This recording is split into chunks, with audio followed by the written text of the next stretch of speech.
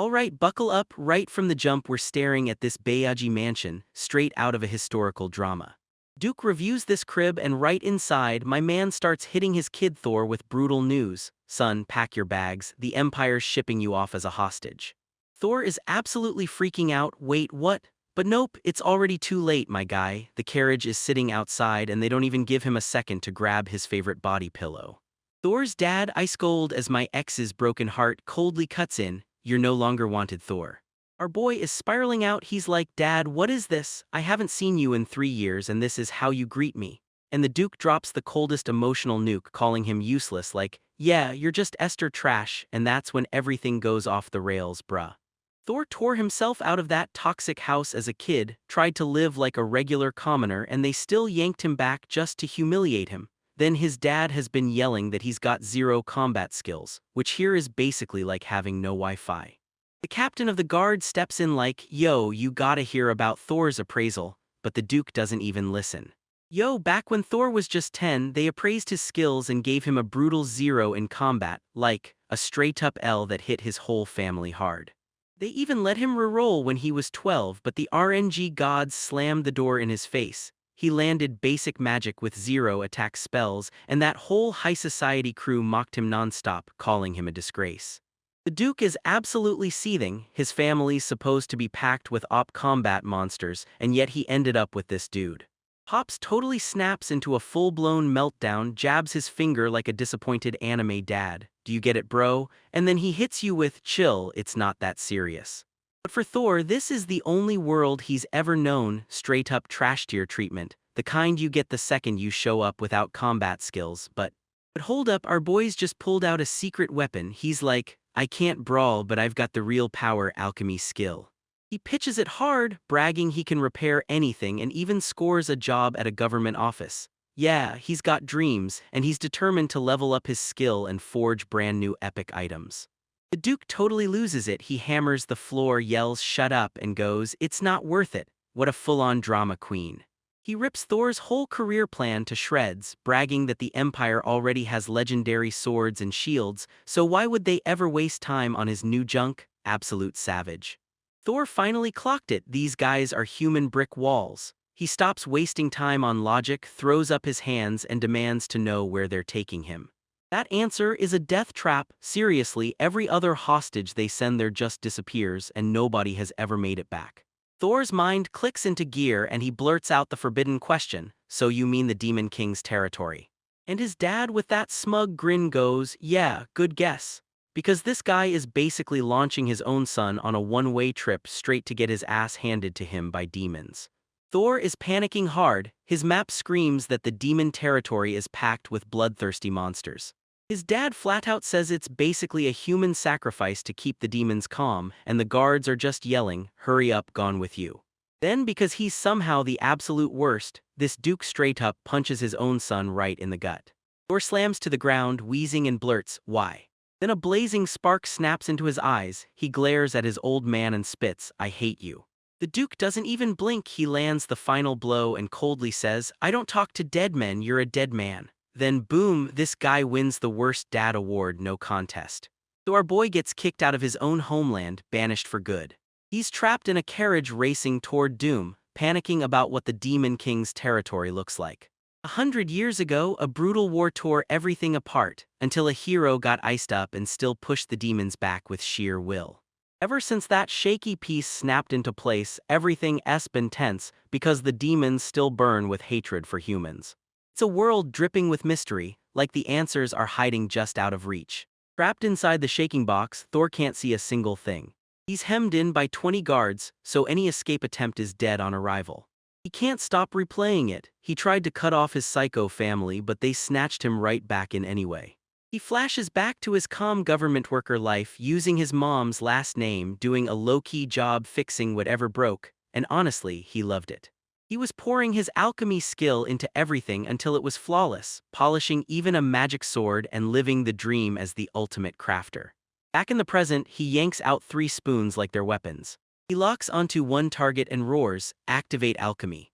The spoon liquefies in his grip, turning into a steaming puddle of metal. Then he straight up reshapes it like a total boss, turning it into a freaking shiv. Turns out his alchemy skill is secretly op. He can break stuff down, rebuild it, and even appraise items like he's cheating. His dream was simple. One day, he'd open his very own workshop. And he's not about to let that dream die knife in hand. He's swinging forward like, think I can't keep you alive. Suddenly, a guard screams that they're right on the edge of the Demon King's territory. The carriage door creaks open with a chilling groan. A hulking armored brute grabs him by the nerve and barks, "Get out." Thor storms out, daring the world like he's about to step onto a plank to his doom. They're standing right at the literal edge of the world, right where the road just cuts off to nothing, because this is the final stop for humanity. Thor presses for answers, grilling the guards as he demands to know if they're about to hand him over to someone. But the commander straight up shuts him down and snaps an archer to loose a signal arrow straight into those creepy forests. A sharp rustle cuts through the trees, like something is stalking just out of sight. Then he steps aside and a towering, bull-headed demi-human barges in. The guards snap stiff with fear. They realize it, they're here. Then two more absolute units stride out of the woods. Right on their heels comes a tiny, adorable elf, dressed up like it's the main character's big entrance. Thor just stands there, totally stunned, 3 hulking minotaurs and 1 adorable waifu in the mix, and he's like, wait, what is going on? Then the elf maid asks if he's scared and Thor tries to act like a tough guy, muttering that it's rude to admit you're afraid. I mean bro, just a second ago he saw a real-life minotaur for the first time, and right next to him was a legit elf waifu. He steals himself for a great first impression, then introduces himself with full formality, while the guards behind him are trembling so hard they feel like they'll drop on the spot. But surprise, this is one giant brain move. Thor Riggs is just setting them up, blindsiding them, and then bolting before they can even react. Then the elf Mabel greets him on the Demon King's orders, and my crew's brains instantly fry because he's stuck between 2 terrifying thoughts. This is either a welcome party or he's the main dish. His head is screaming, "Trap!" because he swears these hulking minotaurs are about to flatten him into a pancake. Bro, relax, they're just being polite. He keeps firing off warnings to the guards to watch out, but they straight up shoved him into a carriage and vanished, so now I'm like, maybe, just maybe, they're the good guys. He finally steadies himself and blurts out a heartfelt thanks for the whole mess they caused. He puffs out his chest and goes all in with the full formal intro. I'm Thor Regus, the Duke's eldest child. Like damn, he's laying it on so thick. Silence hangs there so thick you could slice it with a knife. But Mabel is grinning like crazy. She's like, OMG, this is the first time anyone from the Empire has been this polite, and she's fully fangirling through the roof. Thor's sweating buckets, plastering on a forced smile as he says he can't wait to team up with her. He grabs the paperwork and freezes, wait, this doesn't say I'm the sacrifice. And bro, for real, what did you think was gonna happen? Mabel rolls in his brand new assistant, a jacked minotaur who can literally hoist him and carry him if he ever gets tired. Absolute Chad behavior. The moment the deal clicks into place, the Empire's knights vanish in a flash, so fast you'd swear they saw a ghost, because they're absolute cowards. They're screaming that we'll be killed, while our boy and his brand new elf maid just stand there like, what's going on? Mabel comes at him point blank, you're not scared, and he just snorts PFFT me, afraid, nah, while still admitting it's kinda rude to blurt out I'm afraid, like he's trying to play it cool. But deep down, he gets it. These minotaurs aren't treating him like a prisoner at all, they're rolling out the red carpet like he's a VIP guest. He's like, yo, this kindness difference is straight up heaven and earth compared to the Empire soldiers, no cap. Right when he's vibing, boom, an avalanche of dark magic slams into him, and instead of draining him, Demon King territory supercharges him with a ridiculous buff just for standing there.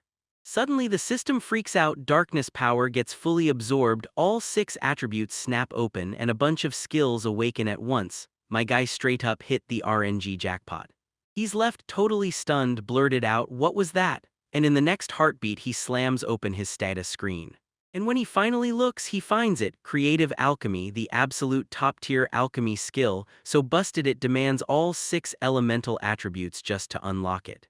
And on top of that, he masters material alchemy to forge things from magic, then uses addition alchemy to bolt fresh attributes onto his gear. Straight up, he's a walking crafting bench. And with Appraisal Grasp, it's the ultimate must-have power every op protagonist needs. He's locked onto his screen, jaw dropped, because that alchemy skill truly evolved, and yeah, a power like that really exists. Then it clicks, turns out the reason he never learned how to fight is brutal. All his XP was getting slammed into unlocking one SSS-tier creative ability, and while everyone thought he was weak, he was really just charging up his ultimate. Mabel jolts him back to reality, panicking that the strange magical power in this land might be making him sick. And that's when our boy finally puts the pieces together. Turns out the human empire's magic is pure fire and blinding light, while the demon territory is drowned in darkness. So he grabs the one element he's been missing his whole life and swallows it like destiny. He finally understands here, in the darkness of human capital magic, everything gets tossed out, yet somehow it's overflowing, and he gulps down a massive surge of it until he hits the last condition and unlocks his real power at last, pure, ultimate glow-up. As we trek through the forest, the trail turns rough fast, and our ever-gentleman hero leans in to warn Ms. Mabel to stay careful. Right on cue, you hear that tiny crack, and the whole moment snaps to attention. Her pendant rockets through the air, straight into the unknown. The chain snagged on a branch snapped mid-fall, and that pendant wasn't just any trinket, it was her mother's memento, the one that hits you right in the feels. She stares at the shattered piece, and her heart caves in like it's been punched. But she tries to cover it up, pretending, "It's fine, don't worry about it," like we don't all know that straight-up cap. But Thor ain't letting that fly. He steps up like a total Chad and asks, "Is it cool if I try to fix it?" Mabel's eyes widen as she blurts out, "Are you a craftsman?" And before he can answer, he slams her with his heartbreaking backstory. Back in the Empire, he wasn't even allowed to call himself an alchemist. He spent his days fixing random junk in his workshop, because nobody ever bothered to ask for anything. Then something inside him snaps into place. He's not that same guy anymore. He raises his eyes and steals his mind. "No, I'm an alchemist." He's finally admitting it, no more hiding. Then he introduces himself again with pure confidence. "I'm Thor Riggs, the alchemist." He leans in and asks, "Now can you let me fix that chain?" Absolute king energy. She hesitates and asks if she's really allowed to be here, even though she isn't human, and he just shuts it down with a "that doesn't matter." Bro's racking up major waifu points like it's a sport. She shoves it into his hands and makes it crystal clear how much it matters. Now the weight of everything is crushing down on him. Thor shoots back, "I get it," then slams his brand new op skill, creative alchemy, into action. First off, he shoots it with an appraisal grasp, yanking the truth out to see exactly what he's up against. The scan lights up. This is a water spirit stone pendant, but the chain is forged from some mystery metal nobody can name, and that's the real challenge. He's basically going, "Bet I can use material alchemy to forge a brand new chain out of pure magic, and then tag it with water to crank up the power for a quick buff." He pours his magic into it, picturing it all snapping into place right before his eyes. And just like that, bam, the repairs were finished.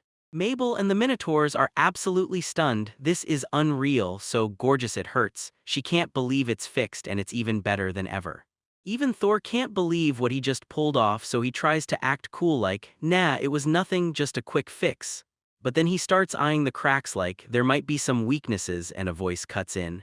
"Stop being so humble, my guy." He hands it back and she snaps out of messenger mode right there. "Thor," she says like it's official, and just like that we're switching to first names. Let's go. She's over the moon, crying happy tears, "Because you fixed it, my mom's keepsake, thank you." The Minotaurs are officially his hype men now, and Mr. Thor is so insanely cool that everyone's betting he'll become the greatest alchemist ever, while Thor can't stop blushing, thrilled he managed to help. And it suddenly slams into him, this is the very first time. Has anyone ever been this wrecked with gratitude for his alchemy? All he can think about is his garbage father, who mocked his skills as worthless and straight up shipped him off to die. Mabel's smile is a whole different universe from that. Then she leans in and asks if this rush of helping people is really what he came searching for. Our boy's eyes fill with tears as his throat tightens, then he blurts, "I'm so glad I got to come here." He starts daydreaming about the legendary alchemists in those old history books, wondering if they ever felt this same electric joy when they made something that could help people. Then Mabel slams the last relationship upgrade, "Call me just Mabel," and boom, it's on. They're grinning like best buddies, officially friends. "Thank you for your guidance, Mabel," and then, of course, Mr. Alchemist Thor. And just like that, our boy slipped into demon territory and started his brand new life as an alchemist, fueled and ready to rise. So our boy Thor shows up like, "Yo, are we really stepping into the Demon King's turf?" He leans out the window and spots a massive river packed with ships gliding by, nothing like the hellscape he'd been dreading. Yo, the sailors are straight-up fishmen, my guy's about to dive headfirst into a wild, no-holds-barred ride. This place is packed with beastmen, mermaids, and every kind of demi-human. Everyone's just hanging out like they own the vibe. Mabel, the elf-maid waifu, leans in and goes, "Yeah, there are tons of demi-humans here," then smirks like she's got receipts because the Empire's propaganda screamed that this place was nothing but pure chaos. But nah, it's mostly chill Empire propaganda basically. They spin tales of people getting yanked away or getting chewed up by beasts just to scare everyone off. She's like, "Look, our population's small, so everyone has to earn their spot, so we're praying you'll be a real asset, not just some hostage." Thor's brain finally kicks on and he snaps, "Wait, time out, I'm a hostage, my only job is to stay alive." He demands to know what happened to the last humans they shipped over here. Mabel's like, "Bro, that was 50 years ago," and I'm sitting there thinking, yeah, I'm not asterisk that old, I only even heard about it because you showed up. Turns out the last hostage just bilayed, no lockdown, no alarms, because once he realized the forest was a death trap, he secretly bolted straight back home. Thor's locked in, staring off like this new intel just hit him in the gut, pure, heavy contemplation. So yeah, here's the tea. The demons treat them like honored guests, but the Empire's screaming their sacrifices and hostages like it's all one massive PR cover-up. And once the humans peace out, they straight up vanish, ghosting the Empire and getting tagged as MIA, so slick it's criminal. Mabel gets a little nervous and asks if Thor's gonna bolt too, then she hammers the point home like, "Look, we don't even have a cool alchemist like the ones you talk about." She bats those full-on puppy dog eyes, swearing she'll make his stay unbelievably comfy, while the boy remembers he's here as a diplomat, chasing peace or something. And he straight up admits, "Yeah, I was planning to ditch, but they're not even locking me up, so what's the point? It's way too easy, man." And yeah, he's down bad for Mabel hard. She's the first one who actually hyped him up as an alchemist, and now he refuses to let his new waifu down. So my boy juts out his chest, declares he's going all in for the demon nation. Yeah, that's character development hitting different. Mabel's over the moon, cheeks burning red, blushing like crazy, "Mission accomplished, my dude." Alright, it's boss time. Here they come face to face with the Demon King himself, and the one rule is simple. Don't push him into a rage, keep your spirits high and stay sharp. Thor's giving off some serious something's off vibes. Mabel and those beefy minotaurs seem cool, but the big boss? Nah, that's a whole other level of trouble. And just like that, they burst into the castle, every shadow screaming danger, every hallway looking straight up legendary and terrifying. Inside, the massive throne room sprawls out, big, silent, and empty for the moment. The guy marches down the Green Mile while hulking minotaur guards flank him like living fortresses. He's sweating bullets, heart racing, and the tension is so real it could crack glass, fam. And right on cue, the announcer slams the name. *** Demon King Rookie Everguard ** is here, and the arena just got 10 times louder. Booming deep voice cracks the air. "I owe you the Empire's new guy." And there he stands, the Demon King, towering like some giant mouse in a robe, weird as hell, but whatever. Then Thor strides in and introduces himself. Thor stays polite, but the Demon King barrels straight in. "8 pleasures all mine. Now what's your skill set?" Because the Duke wouldn't send some worthless trash to his new bride. Thor leaned in and shrugged, "Yeah, I dabble in alchemy." He's already thinking on his feet, if I'm a guest and not a prisoner, then this is basically a job interview, and I can totally use that to my advantage.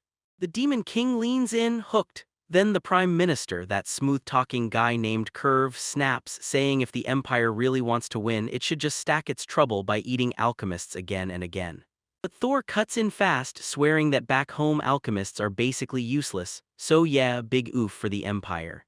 Thor asks, "So, does this mean I actually got the job?" And the Demon King grins, "You're in, bet I'll hand you a workshop, go wild."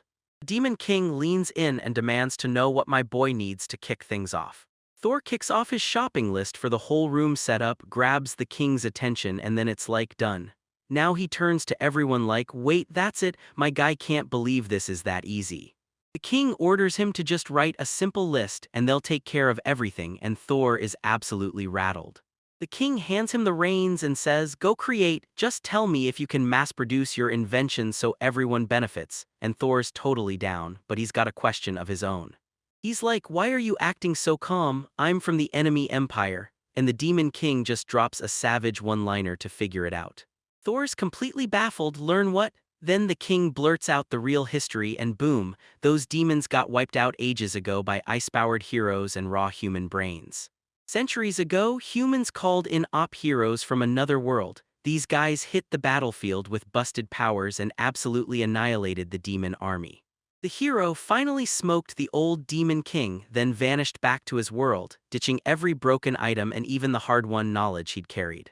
Thor's was gone for 200 years, but Bro's the one who still carries the lesson, yet the king shrugs and says it doesn't matter and they swallow the loss hard, choosing to learn from it instead.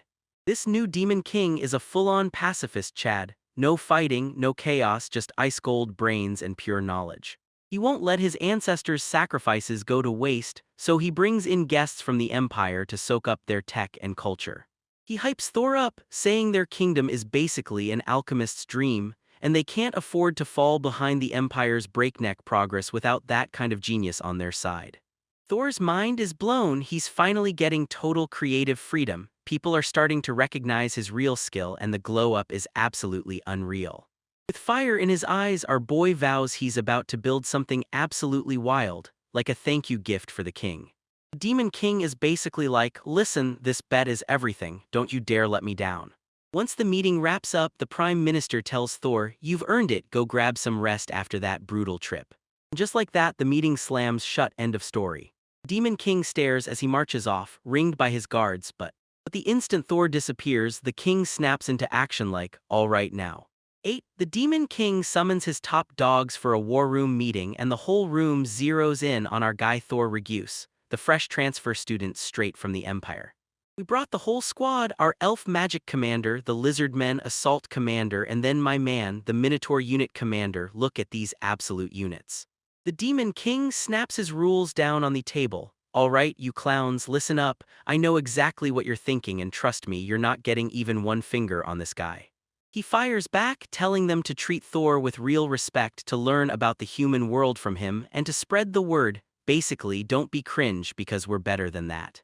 But yeah, there's always that one, like an elf commander straight up hissing, with all respect, my guy, what are we even supposed to learn from some random human from the Empire? Dude's packing serious shade. He flashes this tiny smirk, like he's way too proud of himself. Instead of listening to him, he wants to learn the hard way, so how about we flex on him? Let's show this human who runs the territory and remind him we're terrifying because this dude wants all the smoke. The Demon King just clocks him with a menacing hoe, and you can practically feel the air freeze in the room, my guy, but then the Demon King straight up tells you, yeah, that's a good idea. And he even acts like he's down to see what you can do, yet something about his vibe screams trap. That elf, a complete dunce, actually thinks he landed a win, thank you for understanding. He stammered and didn't even realize he just triggered a trap card. Demon King lets out a deep, crushing sigh that feels like the whole world just got heavier. Then he absolutely lays into the guy, did you forget we almost got wiped out because our ancestors were arrogant morons who said humans aren't scary? And the moment he drops that truth, everyone's like, whoa, asterisk, totally rattled. Look at the Empire now, they're marching outward, piling up power, and some of their guys are stronger than us, and he's basically roasting the elf commander as a trash deer strategist.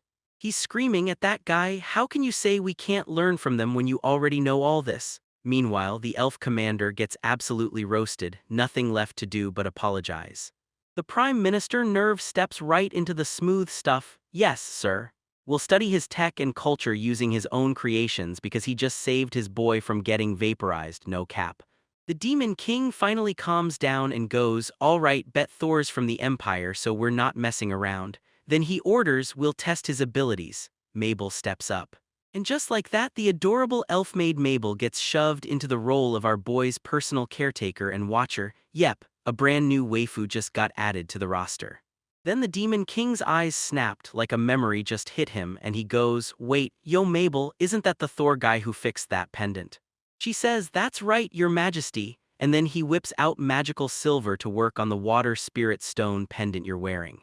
The Prime Minister's like, hold up, then he literally conjures magical silver out of thin air, no cap, and Mabel backs it up saying she saw it with her own eyes so they can just appraise it to confirm. Nerve snaps his gaze to Mabel, and the seriousness hits like a punch. He's asking if that pendant is a family heirloom your mom handed down, right? And if its power is supposed to be dead and buried by now. He drops the bomb. Turns out the magic stone inside was shattered, but he's got it fixed now, and Mabel plus the lizard boys are left utterly stunned. Nerve basically says, with our tech, fixing a water spirit stone is a total no-go, literally impossible. Yet somehow this guy Thor shrugs and does it like it's nothing. He starts tearing it apart. First, this confirms there's an alchemist out there who can fix overpowered gear in the blink of an eye, and second, the Empire's probably got an entire squad of alchemists just like him. The Demon King isn't just thinking, he's calculating on a whole other level, and I knew they wouldn't hand him over for nothing. Nerve agrees, warning that this could be the Empire's trap because if they've got an army of Thors, resisting them is basically pointless. Commanders are sweating buckets, bracing for what's coming next. And once that nerve kicked in, the Empire was dumb enough to miss his insane steer talent and just yeeted him out. Because yeah, that's almost definitely how it went. So yeah, the Demon King's like 8, I get why you're freaking out and we stay on guard. The elf commander jumps in to apologize again and then they finally start prepping Thor's workshop. Meanwhile, Mabel hurries to get our guy, blurring the moment with a quick apology for the wait like she's afraid he's got to be absolutely freaking out. But nah, my dude is living his best life, fully geeking out over that vase like it's pure treasure. He's basically an alchemy nerd pointing at everything like, what are you made of? And Mabel realizes she was stressing for nothing. What a pure little cinnamon roll. Then boom, 2 massive lizard men step in like absolute legends and they're there to guard him. Mabel starts spiraling inside, convinced these guards have 0 weapons, until she remembers their claws can rip him to shreds and now she's sure he's about to freak out for real. But Thor can't see it. This clueless idiot is basically like, oh yeah, I'll just be in your care, while Mabel is freaking out over a tiny system malfunction caused by his reaction. My boy blurts out that it's his first time meeting a lizardman, so yeah, I'm instantly stunned. And Mabel, she's thrown into pure shock because a human just called them by their real name. Turns out, a lot of humans are wildly racist and they straight up insult them as lizard humans or reptile men, and she's betting he's not judging for hate, he's just shocked by how strong they are, staring at those scales like they're unreal. But Thor's brain is on a totally different wavelength. Nah, I'm just thinking. Those scales of yours probably snag on your clothes all the time. So as an alchemist, I'm gonna invent some ultra-smooth fabric for you guys because this dude is way too pure for this world. Mabel's mouth is hanging open, speechless just like that, and she never saw it coming. Thor leans in, eyes locked on me, and says, I'm seriously dying to know how all these different races actually live right here. There are a ton of different species around here, and I bet every single one is dealing with its own crazy, unique nightmare. My dream is to whip up my tech to tackle those problems and flip the world for the better. No cap, this kid is a total gigachat. He says he wants to pay the Demon King back for the job, and Mabel catches that every word is the pure, unshakable truth, no lies anywhere. Even the lizard guards can spot it in his eyes. This guy's a real alchemist, and he doesn't care about race at all, just the problem screaming for a solution. Mabel is fully hopped onto the Thor hype train now. Thor-sama, you're incredible, she gushes, completely smitten. She drops into a bow and swears with all her heart that she'll help him, no matter what. Our boy can't believe his luck. He's grinning nonstop, and you can practically see their new bond blooming right in front of our eyes. And just like that, she's become the caretaker for the one guy who's about to shake up the Demon King's whole territory. Let's go. Then we slam into a flashback. Our new elf waifu gets absolutely roasted by her own people, labeled a dirty half-blood, treated like a walking embarrassment, and called straight up useless just because she can't use magic. Big yikes. She's just a kid, bawling her eyes out, begging them to stop, yet these haters have absolutely no chill. Turns out it was only a nightmare, just another gut punch replay of her childhood trauma. She snaps awake and like always, her feet hit that bone-chilling ice cold. Yeah, it's the kind of mood that says trouble's coming.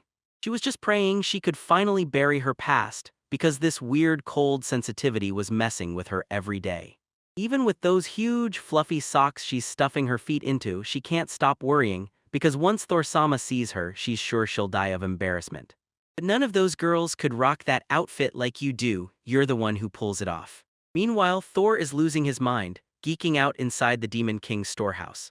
He's got that kid in a candy store look, grinning while loot piles up around him. He spots a pile of mangled shields and cracked armor just sprawled on the ground. And my guy hits the jackpot for real. He's through the roof, convinced the Demon King's castle is the greatest thing that's ever existed. Then it finally clicks. He straightens up and realizes this isn't some chaos arena. The Demon King is basically backing him, and if he can't deliver, he'll get tossed aside the moment he slips. Alright, time to grind. He's gotta cook up something so impressive it blows everyone's mind, and yeah, especially the big boss. He's digging through scraps when bam, his hand hits something strange, a weird book. The writing feels completely alien, and he can only guess the last owner just threw the thing away after they couldn't crack what it meant. Guess they lost, because it sure isn't his problem. Because this is an ad for a foot bath from another world, and the reviews are pure gold. My dude, some 34-year-old Salarum swore it killed his cold feet and even helped him snag a girlfriend, so yeah, this thing is op. Thor is absolutely shook that an SDR item like that has been sitting there, collecting dust and doing nothing. Then it slams into him. Wait, hold up, he can't read other worlds or languages, right? Or can he? He tore through the whole thing like it was nothing. Turns out his over-alchemy skill basically comes with a built-in Google Translate, and the book is just an e-commerce catalog. So his skill lets him decode alien text and size up any item in seconds, like a walking cheat code, straight up. That catalog is from a town called Nihan, and one of the heroes definitely ditched it behind.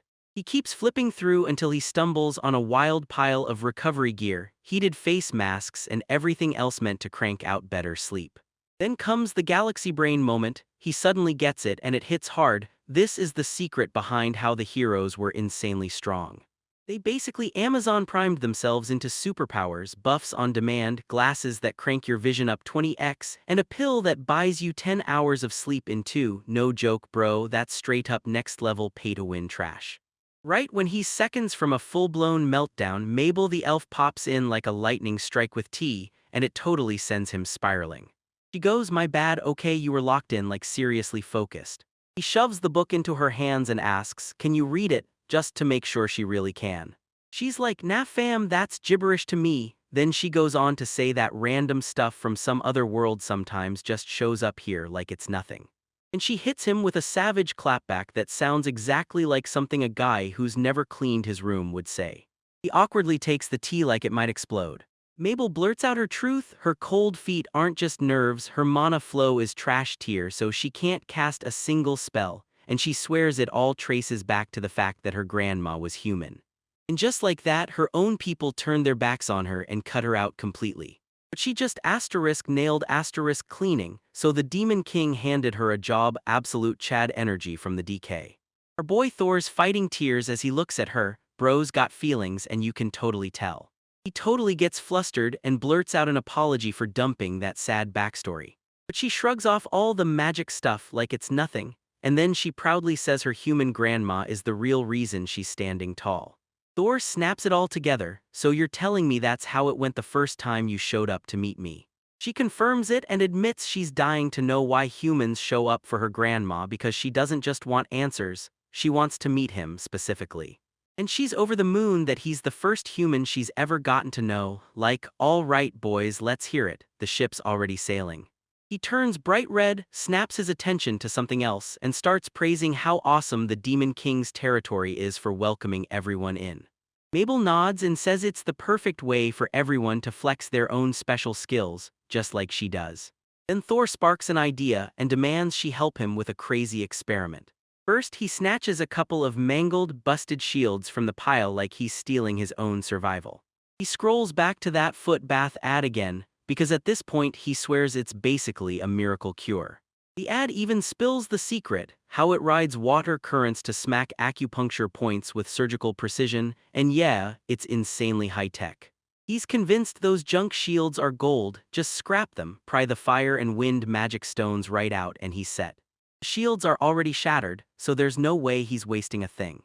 Time to get down to alchemy. He kicks on his skill, cracks the shields open, and rips the stones right out. He effortlessly reshapes the metal now that it's finally soft and ready. Mabel strides in with a tub the moment he's done, and he tells her he's about to rip the shield apart and turn it into parts for the foot bath. She's totally shell-shocked like, "Dude, are you really out here chopping up castle property?" He flashes this smug grin and goes, "Alchemy, baby. then taps her cheek with the lightest little poke. Yeah, he's absolutely down bad, I swear. With every piece laid out and ready to go, he dives straight into the mission. Hemi activate, now let's cook. He stares at the catalog image like it's a blueprint for his mind, then hammers away at refining the materials. He daydreams about the magic stones, then lets their power burst into the water. He knows he can't clone the hero's world tech down to the last detail since it's light years ahead, but he's not giving up. He'll smash that gap with magic and still get the same results. The wind stone will shake everything into motion and the fire stone will blast the heat, basically a low-tech Iceboy cheat code. The system finally hits him with the green light, image confirmed, creation unlocked, now we're going. And bam, creation alchemy is finally done. He whips up the stats screen. This foot bath has a 2-star rarity and a crazy 25-year durability, and honestly that's not bad for something built from literal junk. He jabs it toward Mabel, all buzzed up, telling her it'll cure those cold feet. Dude, she's losing it like 10 minutes and suddenly every alchemist in the Empire is all over him because this op is basically saying, yeah, I have to admit it, and even his own family wouldn't let him anywhere near a workshop. He still hears his dad's voice roaring in his head, screaming at him never to get cocky. So he just stammers, yeah, I guess there are a ton of guys around my level maybe. Now Mabel's spiraling into a full-blown panic, terrified of an army of thorns tearing loose and running wild. He tried to play it cool like it was no big deal, then slipped and admitted he just copied it. Then he thrusts it into her hands, like it's the only thing that can save the moment. She's totally blown away by me, just goes yup now, and then I'm like, alright, let's go fill it with water, watch close, I'll show you how it works. Alright, so our boy Thor's about to show off his brand new invention to the Prime Minister, and he's explaining the user manual like he's unwrapping a brand new console. The MC goes, wait, Prime Minister bro, why are you even in my workshop? And the guy's like, I heard you were cooking up some ether loot so I had to see it with my own eyes. So Thor kicks off the tutorial with his brand new foot bath, orders the elf-maid Mabel to pour in water, pump mana into the firestone and then drop her toes in.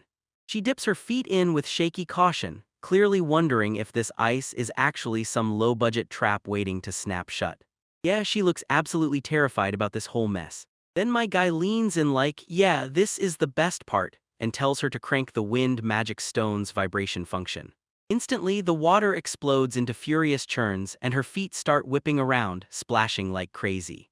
Homegirl screams so sharp it could crack glass. She's screaming like crazy, those water currents are slamming my sensitive spots bro, for real, what kind of foot bath did you build? She's totally losing it and our boy Thor just stands there like, yep, magic stone S doing exactly what it's supposed to, while the Prime Minister watches the whole disaster go down.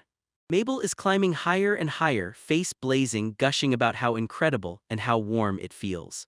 She can barely survive the absolute beast of a foot spa's power. My girl is staring straight at the face of God right now, losing her mind and screaming like she just ripped a 5-star character in a single summon. She's standing in heaven like it's real life right now. Above a bubbling foot bath, the narrator basically admits something fierce is ripping through her from the inside, like the most epic foot massage ever is rewriting her whole soul. The Prime Minister tries to sound super scientific, but it basically amounts to, wait, are you okay? As he awkwardly checks if the cold is blasting her sensitivity to it. Blushing hard, she blurts out that her mana is finally circulating the right way for the first time. This isn't some cheap trick, it's a real healing item. Prime Minister's jaw drops, your mana, so that's what the hero's healthy goods really is, huh? But then his brain basically short-circuits, because there's no record that the hero's gear has any feature that sends you to another dimension. Thor just shrugs like it's nothing, heroes are op so their gear has to be broken too, right?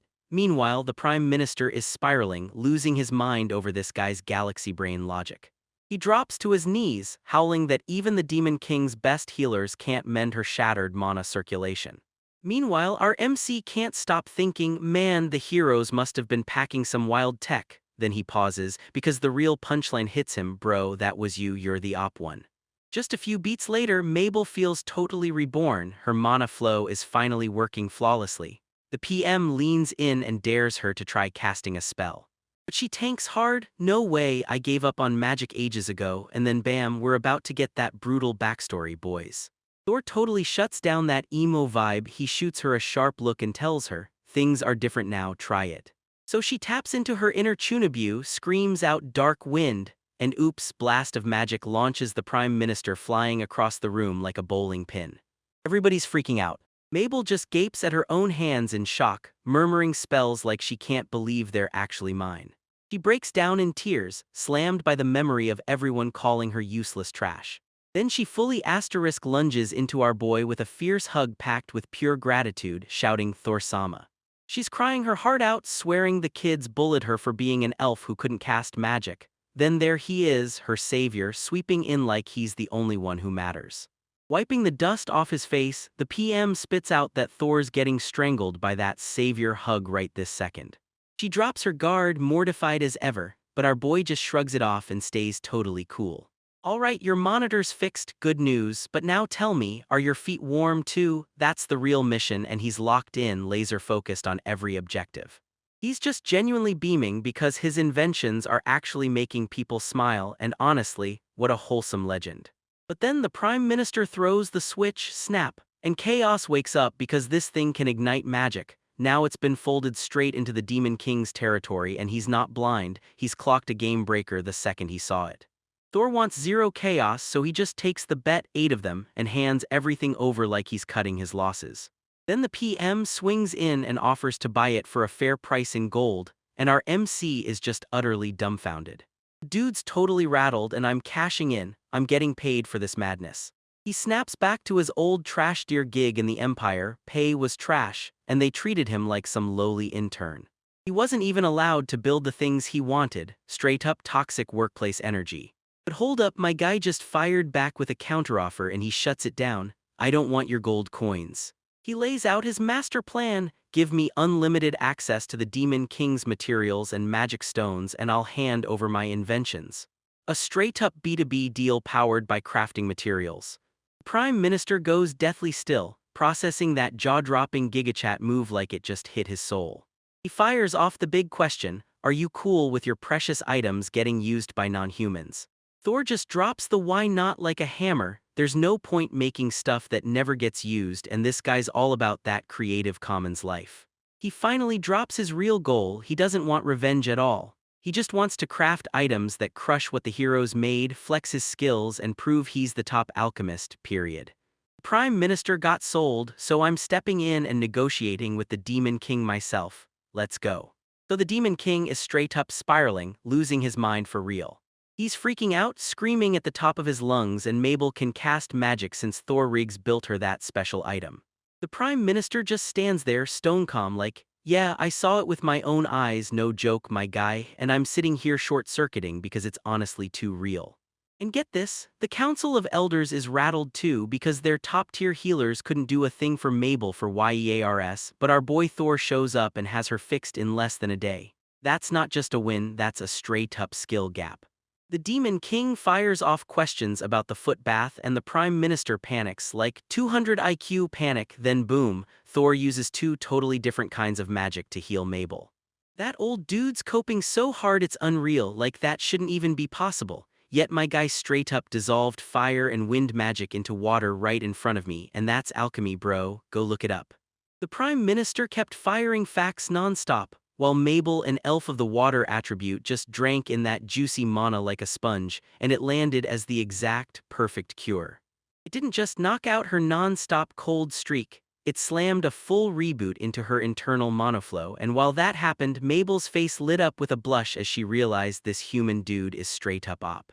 The Demon King's still trying to play it cool like, it's not a big deal, I only copied one item from the hero's world.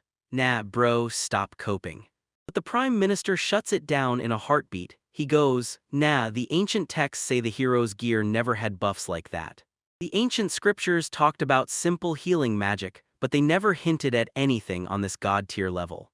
Homeboy is spiraling into a full existential breakdown, like what kind of alchemist fixes a lifetime curse with a tub of hot water? And now I've completely lost my nerve as Prime Minister, Elma. Yeah, even the Demon King has to admit it, he's just as confused as I am, but he still insists on getting that foot bath for Mabel. The Prime Minister starts looking a little suspicious, like, wait, is this really okay? Because Mabel is fully trusting this Thorfella. Which is wild, since she's basically got trust issues with literally everyone. especially because her own village basically tossed her out for being magic, unless she could prove herself, and even then it took forever just to earn their trust. Then this sneaky devil pulls the ultimate power move out of thin air. He offers Your Majesty a deal. If it matches what Mabel wants, then she should marry Thor Dono. Bro, the Demon King is not playing. Rage boils over and he straight up pulls a not today rage quit that won't fly. This guy's down bad, fuming and shouting that he'll never let his precious subordinate and his longtime friend Mabel get played by a human. He's done waiting around, now it's action time. He springs to his feet and declares, I'll be the one to judge the alchemist Thor's reviews, I'll check them myself. Oh yeah, this is about to explode. Meanwhile, back in the human kingdom, some greasy-haired noble is smirking like he's proud, laying out the perfect way for an untalented piece of trash to die. Yeah, that smug plan is coming back to wreck him later. His butler is getting slammed with non-stop complaints from a knight, because the magic sword for the princess needs fixing and the orders are ruthless. That knight's basically like, yo, it's the sword her highness needs, and the butler just shrugs like, oh yeah, that old thing, sure. Turns out they shoved that sword into every alchemist workshop, but every single one just shook their heads and called it a hopeless lost cause. The boss is panicking like crazy, but the report insists the job is already 80% finished. The worker spills the tea, their budget gets completely wrecked, so one of the employees dives in on his own time and pays out of his own pocket because he's an absolute Chad. The boss is like, let a guy like that slip out the door, and the worker just shrugs, yeah, he's retired now. So who was this legendary employee? It was none other than Thor Kanna, our boy, right there. Butler's gears start grinding. Wait, Kanna, Thor clocks that amazing guy. Turns out our MC was so locked in that he kept slipping into the background, fixing everything on his own, no credit, no questions, just pure hustle. All because some lowlife noble shoved him into make results mode, no questions, no spotlight, just free labor. The worker lunges to protect Thor, but the butler erupts in a furious scream, ordering him to shut up. Then he grandstands, shouting that the Duke's finest alchemists will repair the sword right now. The very next day, the hash arrived at an Empire workshop. Then the master smith just shrugged, went, nah fam, that's way out of our league, and basically faceplanted into an oof. He tells them straight up, fixing a magic sword isn't some hammer-and-prayer job. You can't just slap a patch on the cracks and call it done. You need truly insane alchemy skills to melt the metal down, and then re-enchant it so it comes back with the exact same magic traits. The smith leans in and tells him point blank, that kind of skill is a dead art, no one in the Empire can do it anymore. Butler's eyes snap wide as a horrifying truth hits, and he just mutters, shit. The old smith can barely hold himself back, drool and all, as he gapes at Thor's work and praises the technique as brilliant and flawless. He's down on his knees begging the butler to introduce him to this master craftsman so he can learn from him, and the butler, panicking over his own huge screw-up, snaps, silence.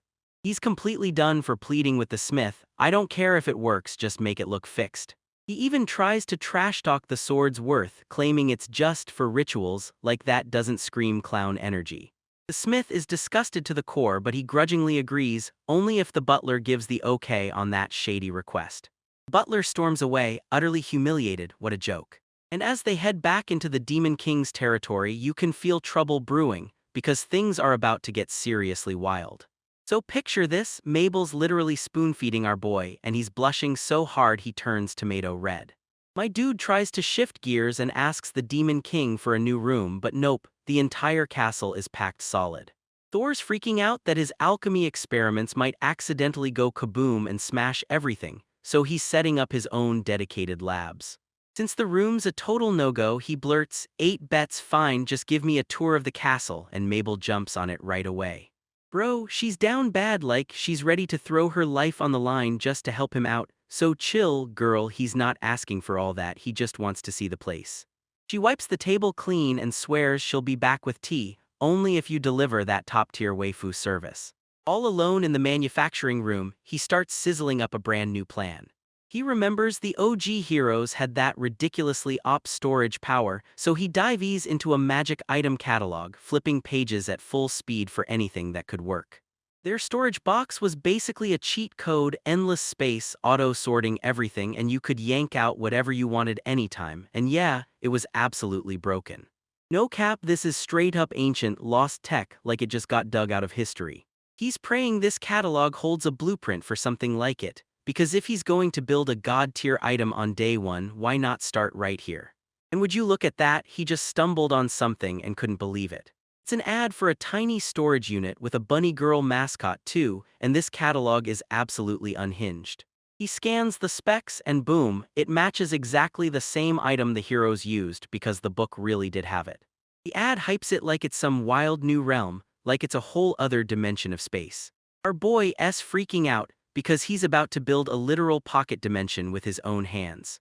They call it the iconic White Rabbit because the very first mob the heroes ever beat was a giant, horned rabbit. Pretty corny, yeah, but that's the origin story.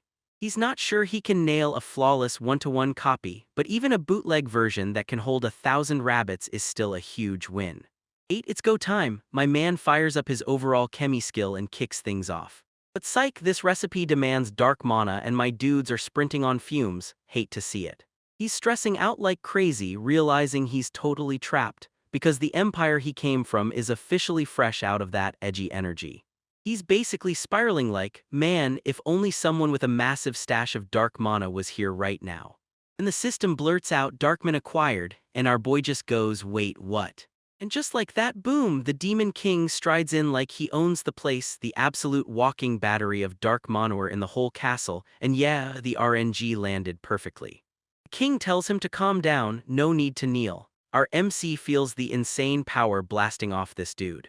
His alchemy senses start screaming, because the king's whole outfit is basically laid bare to him, down to the robes and the mask, both packed with cursed magic artifacts.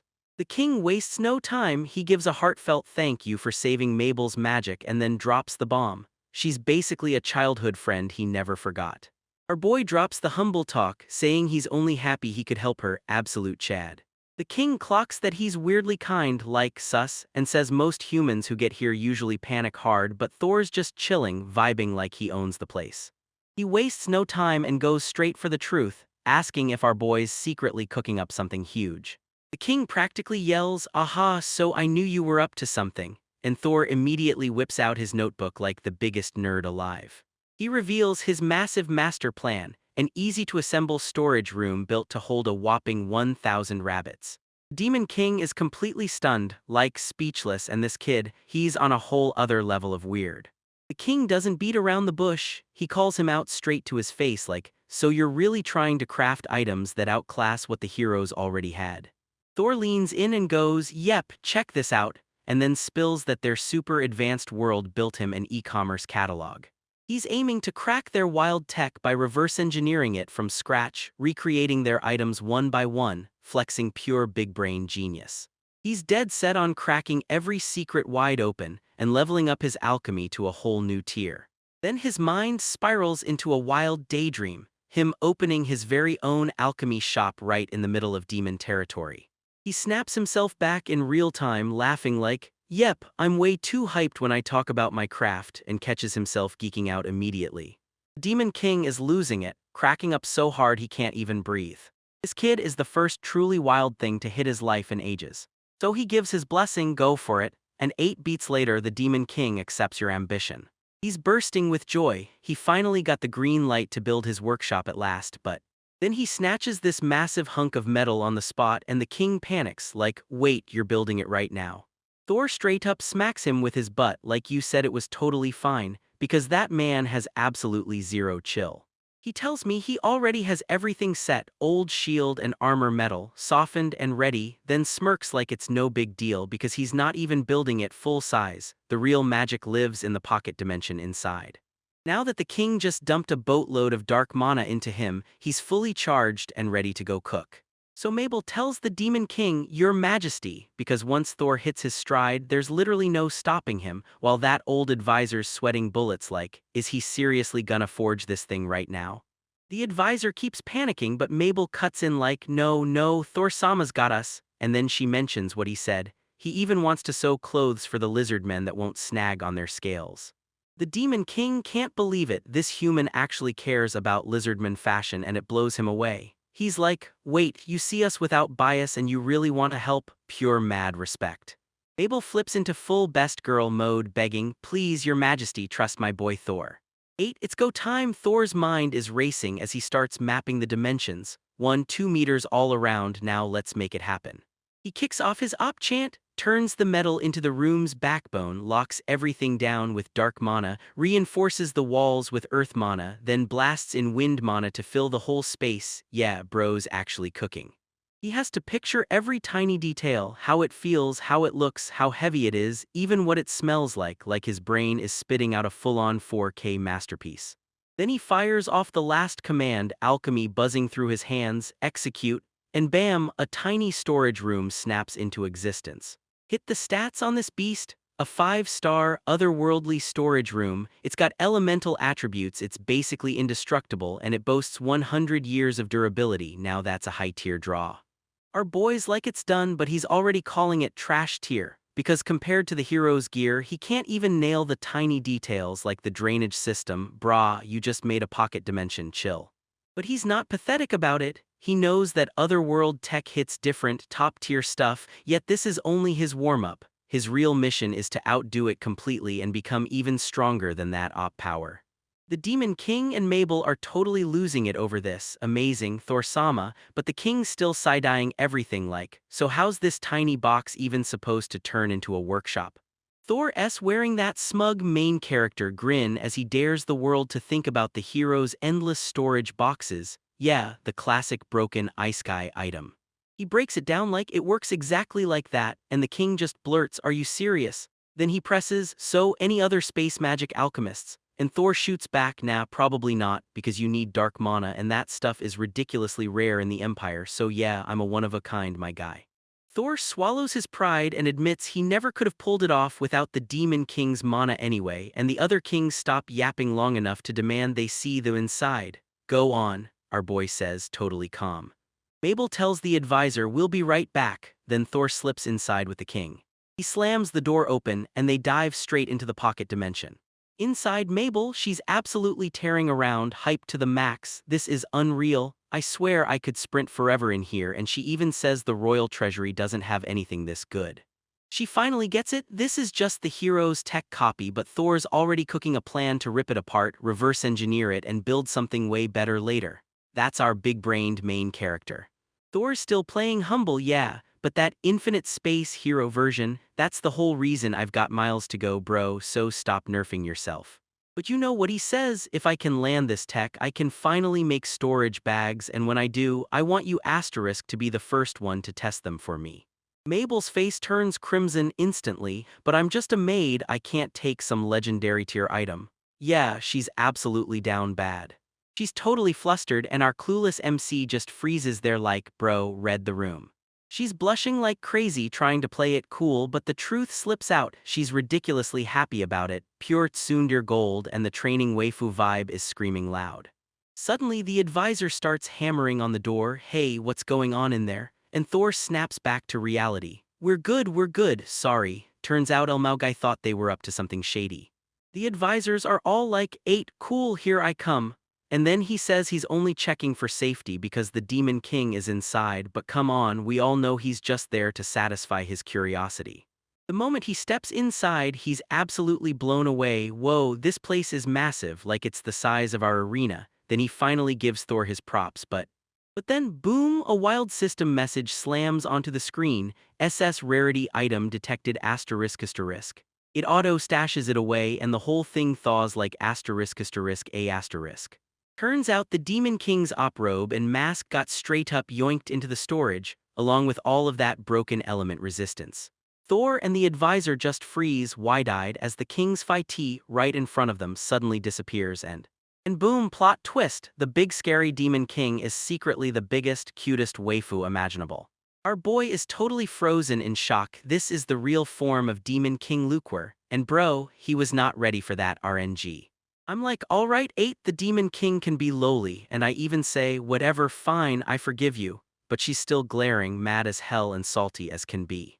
A boy named Thor is sweating bullets as he realizes his op shed has an autoloot feature for rare items. Bro totally forgot his own system, what a total dummy. Yeah, the shed's programming is dead simple, spot rare loot, snatch it instantly. So when the Demon King tried that disguise, the thing vacuumed it up like it was a legendary pull. Dude, it was straight up chaos. When the Demon King snapped into full panic and yanked her face away, Mabel started sprinting around like a headless chicken, and meanwhile our MC was flat on the floor pulling off a full-on dodza, begging for forgiveness. She's like, "Look, I understand this wasn't your intention to expose me, now stand up and stop. You're making this feel way worse than it needs to be." She blurts out that she can't exactly go sprinting through a demon empire while looking like some tiny waifu, so only her inner circle, the maids and her own family, ever get to see her real form. So she whipped out a special item and bam, she transformed, hiding her true look while that huge, terrifying demon lord glow-up took over. Mabel tries to lift her spirits, saying her growth is just slow, but Luke's not buying it. She shuts that down and swivels to the MC like, "Aid outside, what's your take?" She straight up fires the question, "So what do you really think of my true form?" And the moment she finishes, he's completely shook. He's stammering, scrambling for the right words like they're life or death. "Don't mess this up, don't mess this up." Then he drops the ultimate simpline and I swear I just witnessed a literal goddess. Bro hit max level Riz like it was nothing. She's just like her and he doubles down, blurting that her beauty shattered his whole life's work and left him questioning everything he believed. My guy used to swear op magic items were the peak of the world, but now he finally clocked it. His creations are straight up trash compared to hers. She's totally rattled, sputtering, "What kind of nonsense are you talking?" And he just shrugs like, "No cap, I'm just telling the facts."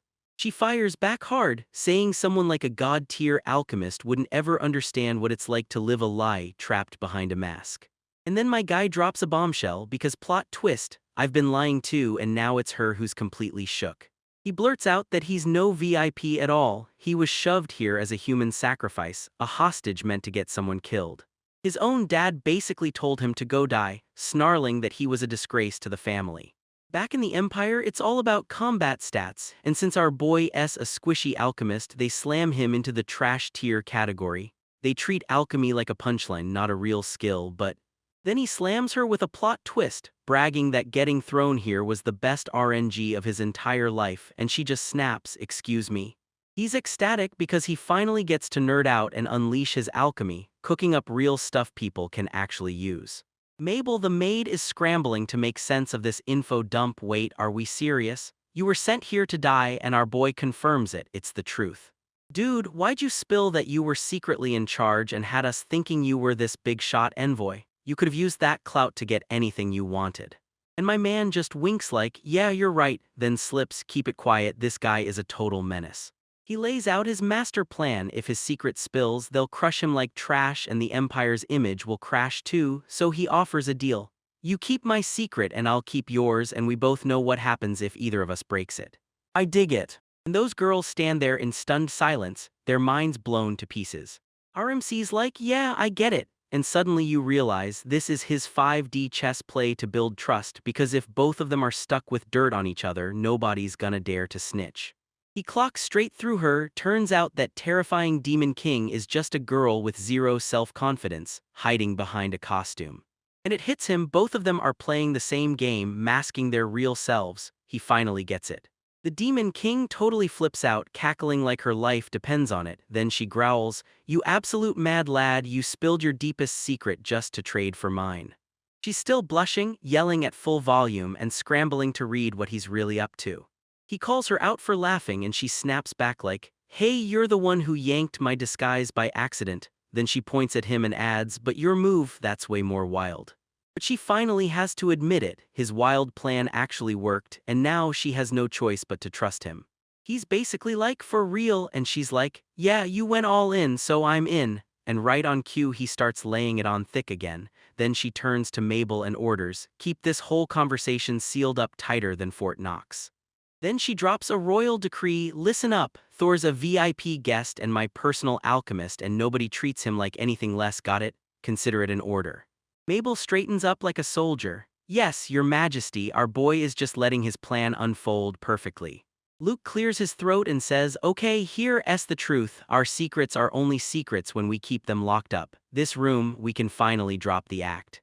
And Thor finally understands, this shed is his safe haven, a wall between him and the world, and now it's hers too, a place where she can drop the act and just be herself. Mabel's mind just sparked into a galaxy brain idea out of nowhere. "Why don't we throw tea parties here?" she blurts out, and suddenly it sounds perfect, exactly where the Demon King can kick back and chat like a normal guy with Thor. The lowly king agrees on the spot. Thor jumps in and offers to build them a full tea party set because he just wants them to have a cozy spot to hang out, munch snacks, and chill. Absolute Chad behavior.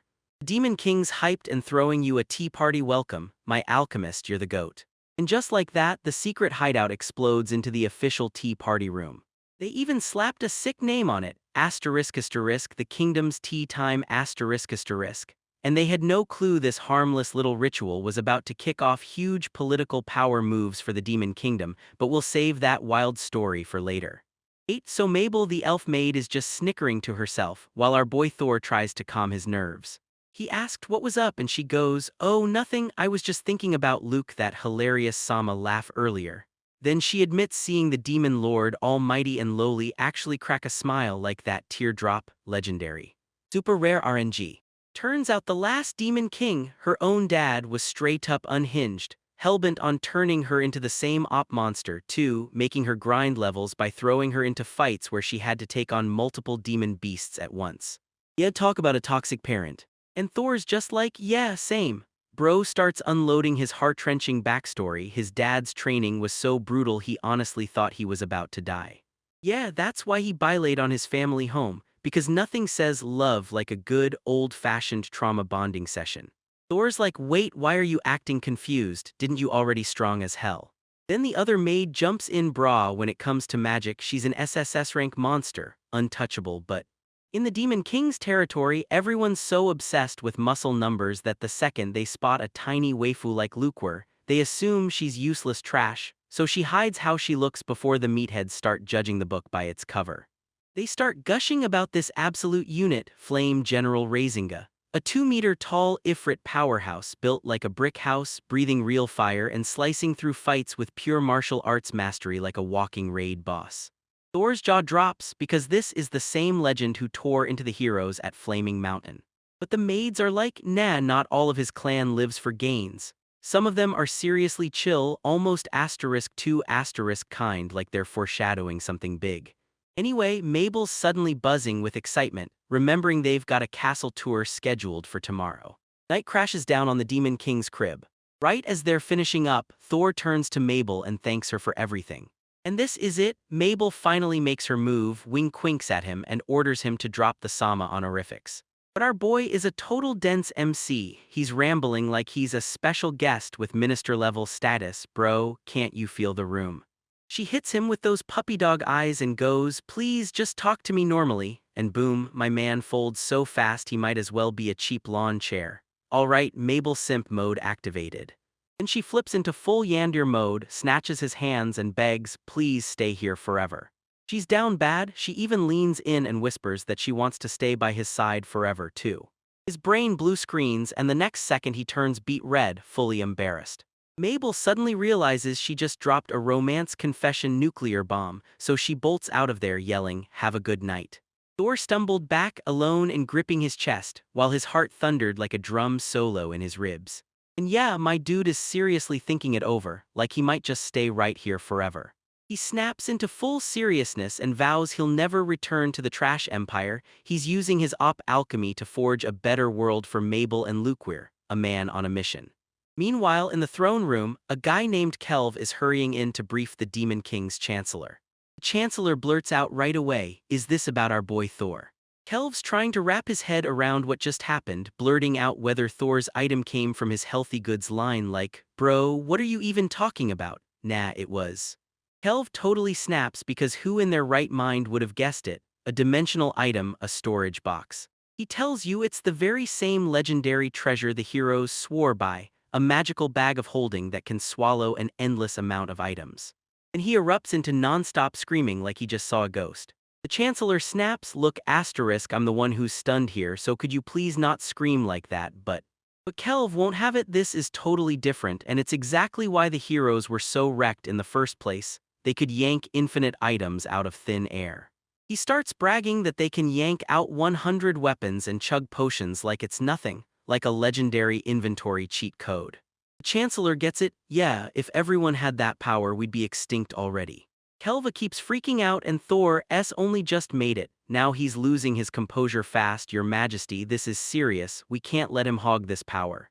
The Chancellor just got hit with face bombs so hard he toppled over. Bro, chill. He said he'd make one for me and Mabel. Kelv's mind just flatlines. He's basically handing them over like it doesn't even matter. At that point, the whole idea of rare items is completely dead. Chancellor leans in and snaps, "Take a chill pill, calm down, Kelv." Then he drops the real bombshell. Thor also told me he wanted to play it reasonable, becoming an alchemist in the Demon King's service. We cut back to Luke and it hits us. Those words were all it took for her to trust him. The two demons lean in and say if the Majesty backs him, then he's real. And honestly, he proved it by lending them the foot bath with zero griping. So yeah, the bar's basically on the ground and he still hurdled it clean. The Chancellor just smirks and it sends chills down my spine. How is this the first time I've ever met someone like him? Seriously, I can't take my eyes off him. This guy is a walking plot twist, and everyone already knows the story's about to blow wide open. Kelv clocked the Chancellor's sudden good mood and blinked. Something happened between you two. That old demon, he's just acting effortlessly cool, like we're totally normal, just having a calm conversation. Then we get a flashback. Thor and Luke Weir clasp hands in a real, heartfelt moment where everything clicks, and the political chaos finally ends on a warm, wholesome note. And that's the whole wild story, every last bit of it. 8. While our boy Thor is out there on an ice gold mission through demon territory, back in the Empire things are exploding with action. Every bougie noble is throwing a glittering party in the capital, while they're completely clueless about the chaos that's about to hit. Suddenly the whole crowd erupts in chatter. Duke Vargas struts in, rolling up like he owns the place, pure smugness in every step. And everyone's screaming, "OMG, what a total Chad," as he sends his own son straight into death so the Empire can prosper like he's a hero, right? Man, they're asterisk down bad for him. Those NPCs are straight up clapping and roaring for him, chanting that he's the role model for every noble around. Yeah, the propaganda is real, fam. Just a whole bunch of people kissing up, bootlicking nonstop. And my guy's just locked in, soaking up every second. Yeah, that's right, I'm the GOAT. He's got the most punchable face imaginable, and he's out here acting like every bit of this praise is 100% deserved. Big yikes. He throws out a fake humble brag, "Oh, the spotlight's such a burden," while he quietly tells his lackey that now his stain, his own son, is gone, their family can finally level up, ice cold. But then his butler dude blurts out, all jittery like, "Boss, so what's Thor's real deal? Are his skills actually legit?" The Duke snaps, fully loses it. "Don't you dare say his name. His only job was to die and he did it. That's the whole story, bro, salty AF." Right then, the ultimate waifu finally steps in and the whole room goes, whoa, like she's Her Highness, because everybody starts hyping her up like she's a god-tier gacha pull. It's the queen of the empire herself, Rihanna, and she looks straight up unreal. Crowd erupts, she's gone, and wow, she's stunning, backed by S-tier light magic because yeah, it's not fair, but this queen didn't come to mess around. She strides up to the Duke, dead serious with zero chill, and practically snaps, "Looks like we've got trash in the house." The guards haul it out and you just go, oof. The Duke is completely unglued. His face is basically a walking meme. The guards lunge in and haul him off as he's yelling, "Do you know who I am? I'm the Duke." And they just shrug, "Yeah, we know," the queen said, "Get out." He's still begging for mercy. "Your Highness, tell me, what did I even do wrong?" And she just blasts him with the coldest stare, like, "After you nearly got me and my whole squad wiped out, you really have the nerve to ask that?" The Duke's completely clueless. Danger's right around the corner. "You mean that moment you demanded the magic sword be repaired?" She drops a total bombshell. "Yeah, so I got the sword back, but the second I poured my manhwa into it, the blade just shattered to pieces." And the Duke's face? Absolute gold. She keeps talking and it gets even worse. This all goes down mid-fight with a demonic beast, and I'm telling you, I almost got decked while my homies had to rush in and save my ass. So she went digging and uncovered the truth. This repair was a full-on scam, and the sword had been patched with cheap deer metal instead of the real, good stuff. And you can practically see panic clawing at him. He's sweating buckets, no doubt. The crowd's mood flips the second it hits. People start whispering like, does this guy even realize how brutal it is when a weapon breaks mid-fight? And yeah, what a clown. Cloud he just grabbed is already slipping out of his hands. The Duke snapped and spiraled into rage, yelling, "No way, this is all the alchemist's fault. They're the ones who messed it up." He's trying to spin it like the workshop scammed them on purpose, but the queen just smirks. She already sent an envoy to get every detail. She yanks out a work order stamped with his own butler's signature, and it bluntly says the repairs are too hard, so make it look pretty. The Rig household even promises they'll cover every explosion, and yeah, he just got caught in 4K. The whole room's like, bro, you're done. The queen isn't done roasting him yet, like, seriously. The alchemist swore that the sword asterisk was mostly repaired and only had a couple tiny flaws left, so it's hilarious that the exact part that was supposed to be fixed is the same part that set her off and shattered. She raises the busted blade like evidence. Those parts she truly fixed held strong against my light magic, no problem, so yeah, it wasn't my power that broke it. It was his trash deer patch job, and now she's basically showing off to rub it in his face. The butler's drenched in sweat trying to dodge the question, then your highness, cut him off fast, saying that blade wasn't just for fancy ceremonies. Bro's having a brutally bad day, everything just feels wrong, like the universe is out to get him. She flat out ignores him, and somehow, my life gets saved, because that mysterious alchemist actually did the real repair. So I'm tracking you down to turn you into my personal upgrade station. Tell me your name and where you are. Now. That duke's still scrambling to save himself, and honestly it was probably just some random wandering alchemist, no clue who, but the queen's done. She's done with your act. I don't ever want to see your face again. Get out. And with that, the Duke of Shame storms out, like the final panel just slammed shut. His butler's already waiting on him, yet the Duke is seething with rage. He snaps around and yells, "You idiot, what did you do? My reputation's in the gutter because of you." He starts pacing, hits the realization that his family's power just bottomed out, but he's already plotting, because he's got a plan. I can still fix this. I'll show every last one of them, watch me prove I'm still valuable to the Empire.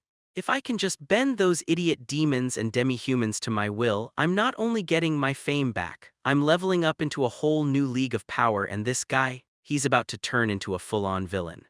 Then the scene snaps right back to the Demon King's turf, where our MC is probably relaxing, completely clueless that his own father just got publicly executed in front of everyone, through nothing but words.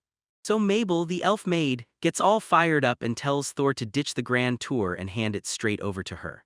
My dude's just locked in, staring like, yo, her hair's different today.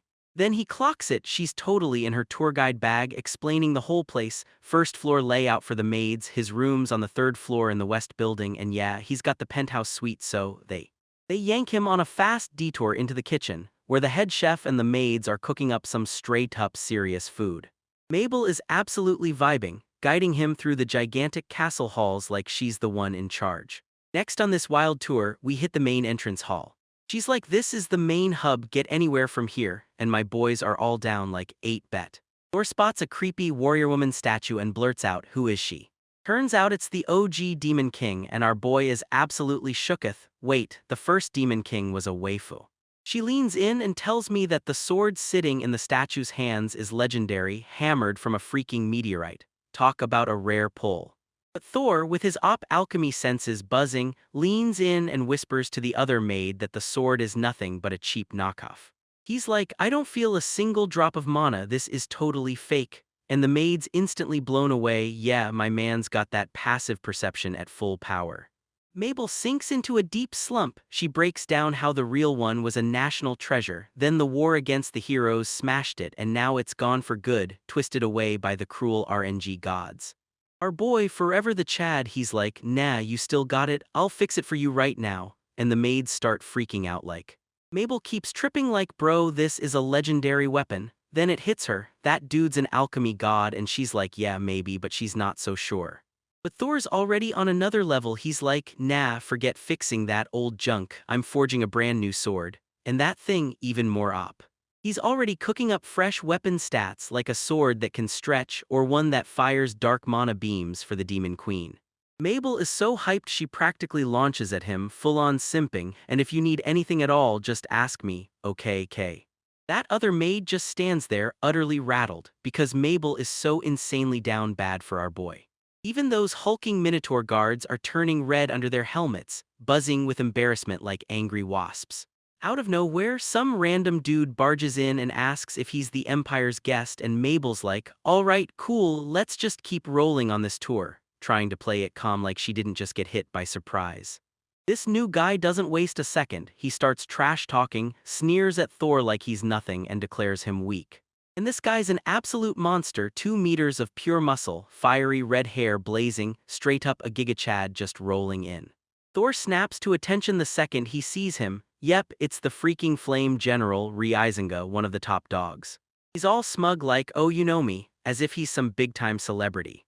Thor keeps his cool and steps up like he owns the room, flashing a proper introduction. I'm Thor Regius from the Delgalia Empire.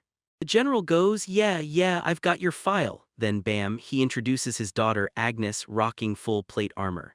Then he starts berating his daughter, look at this weakling, I thought some warrior from an empire would come in strong.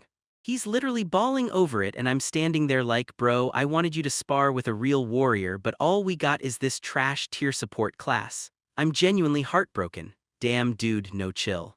His daughter Agnes gets so furious that her fire starts seeping out of her armor and her dad has to step in and snap, calm down. So the general corners Thor and starts squeezing for intel, demanding the names of any powerhouse fighters in the empire he can go destroy. But Mabel steps in like a wall, snaps at the general to back off and makes it clear Thor is an honored guest.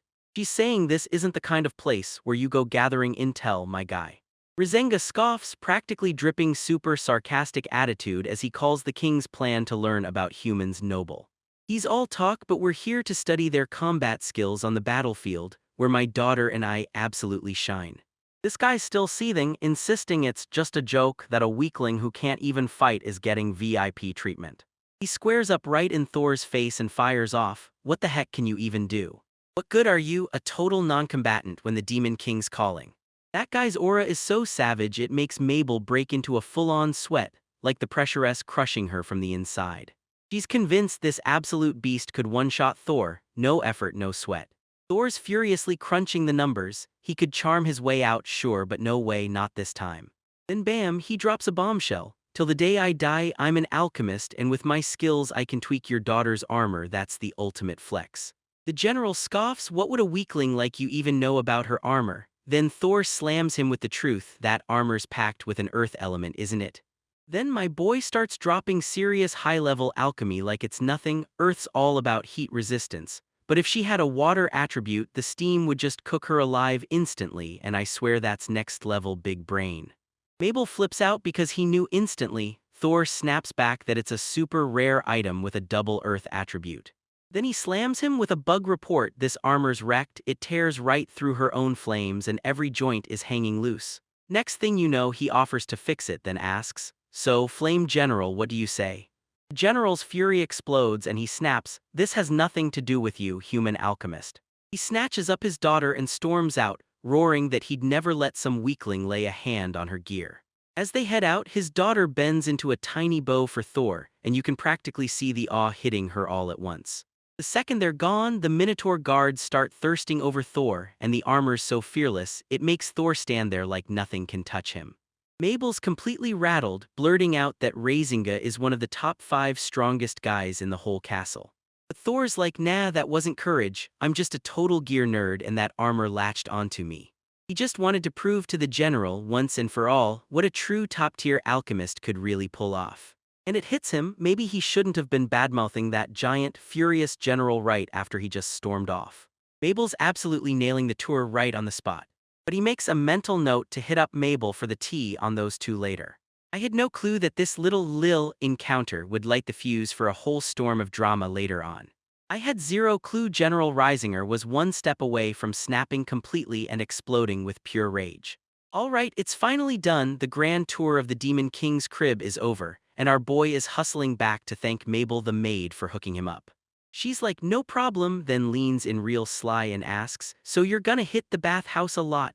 And my guy, full on a man of culture, just smiles and goes, oh, you already know I'm basically a professional bather. Mabel gives him the green light to use it anytime, then slams him with a huge awl and wait. She tells him to check the door for an in-use sign first. Honestly, it's solid advice to make sure he doesn't walk into some seriously awkward situation. So yeah, our guy barrels straight to the baths, checks the door, no tag, and goes, we're good, 8's clear for entry.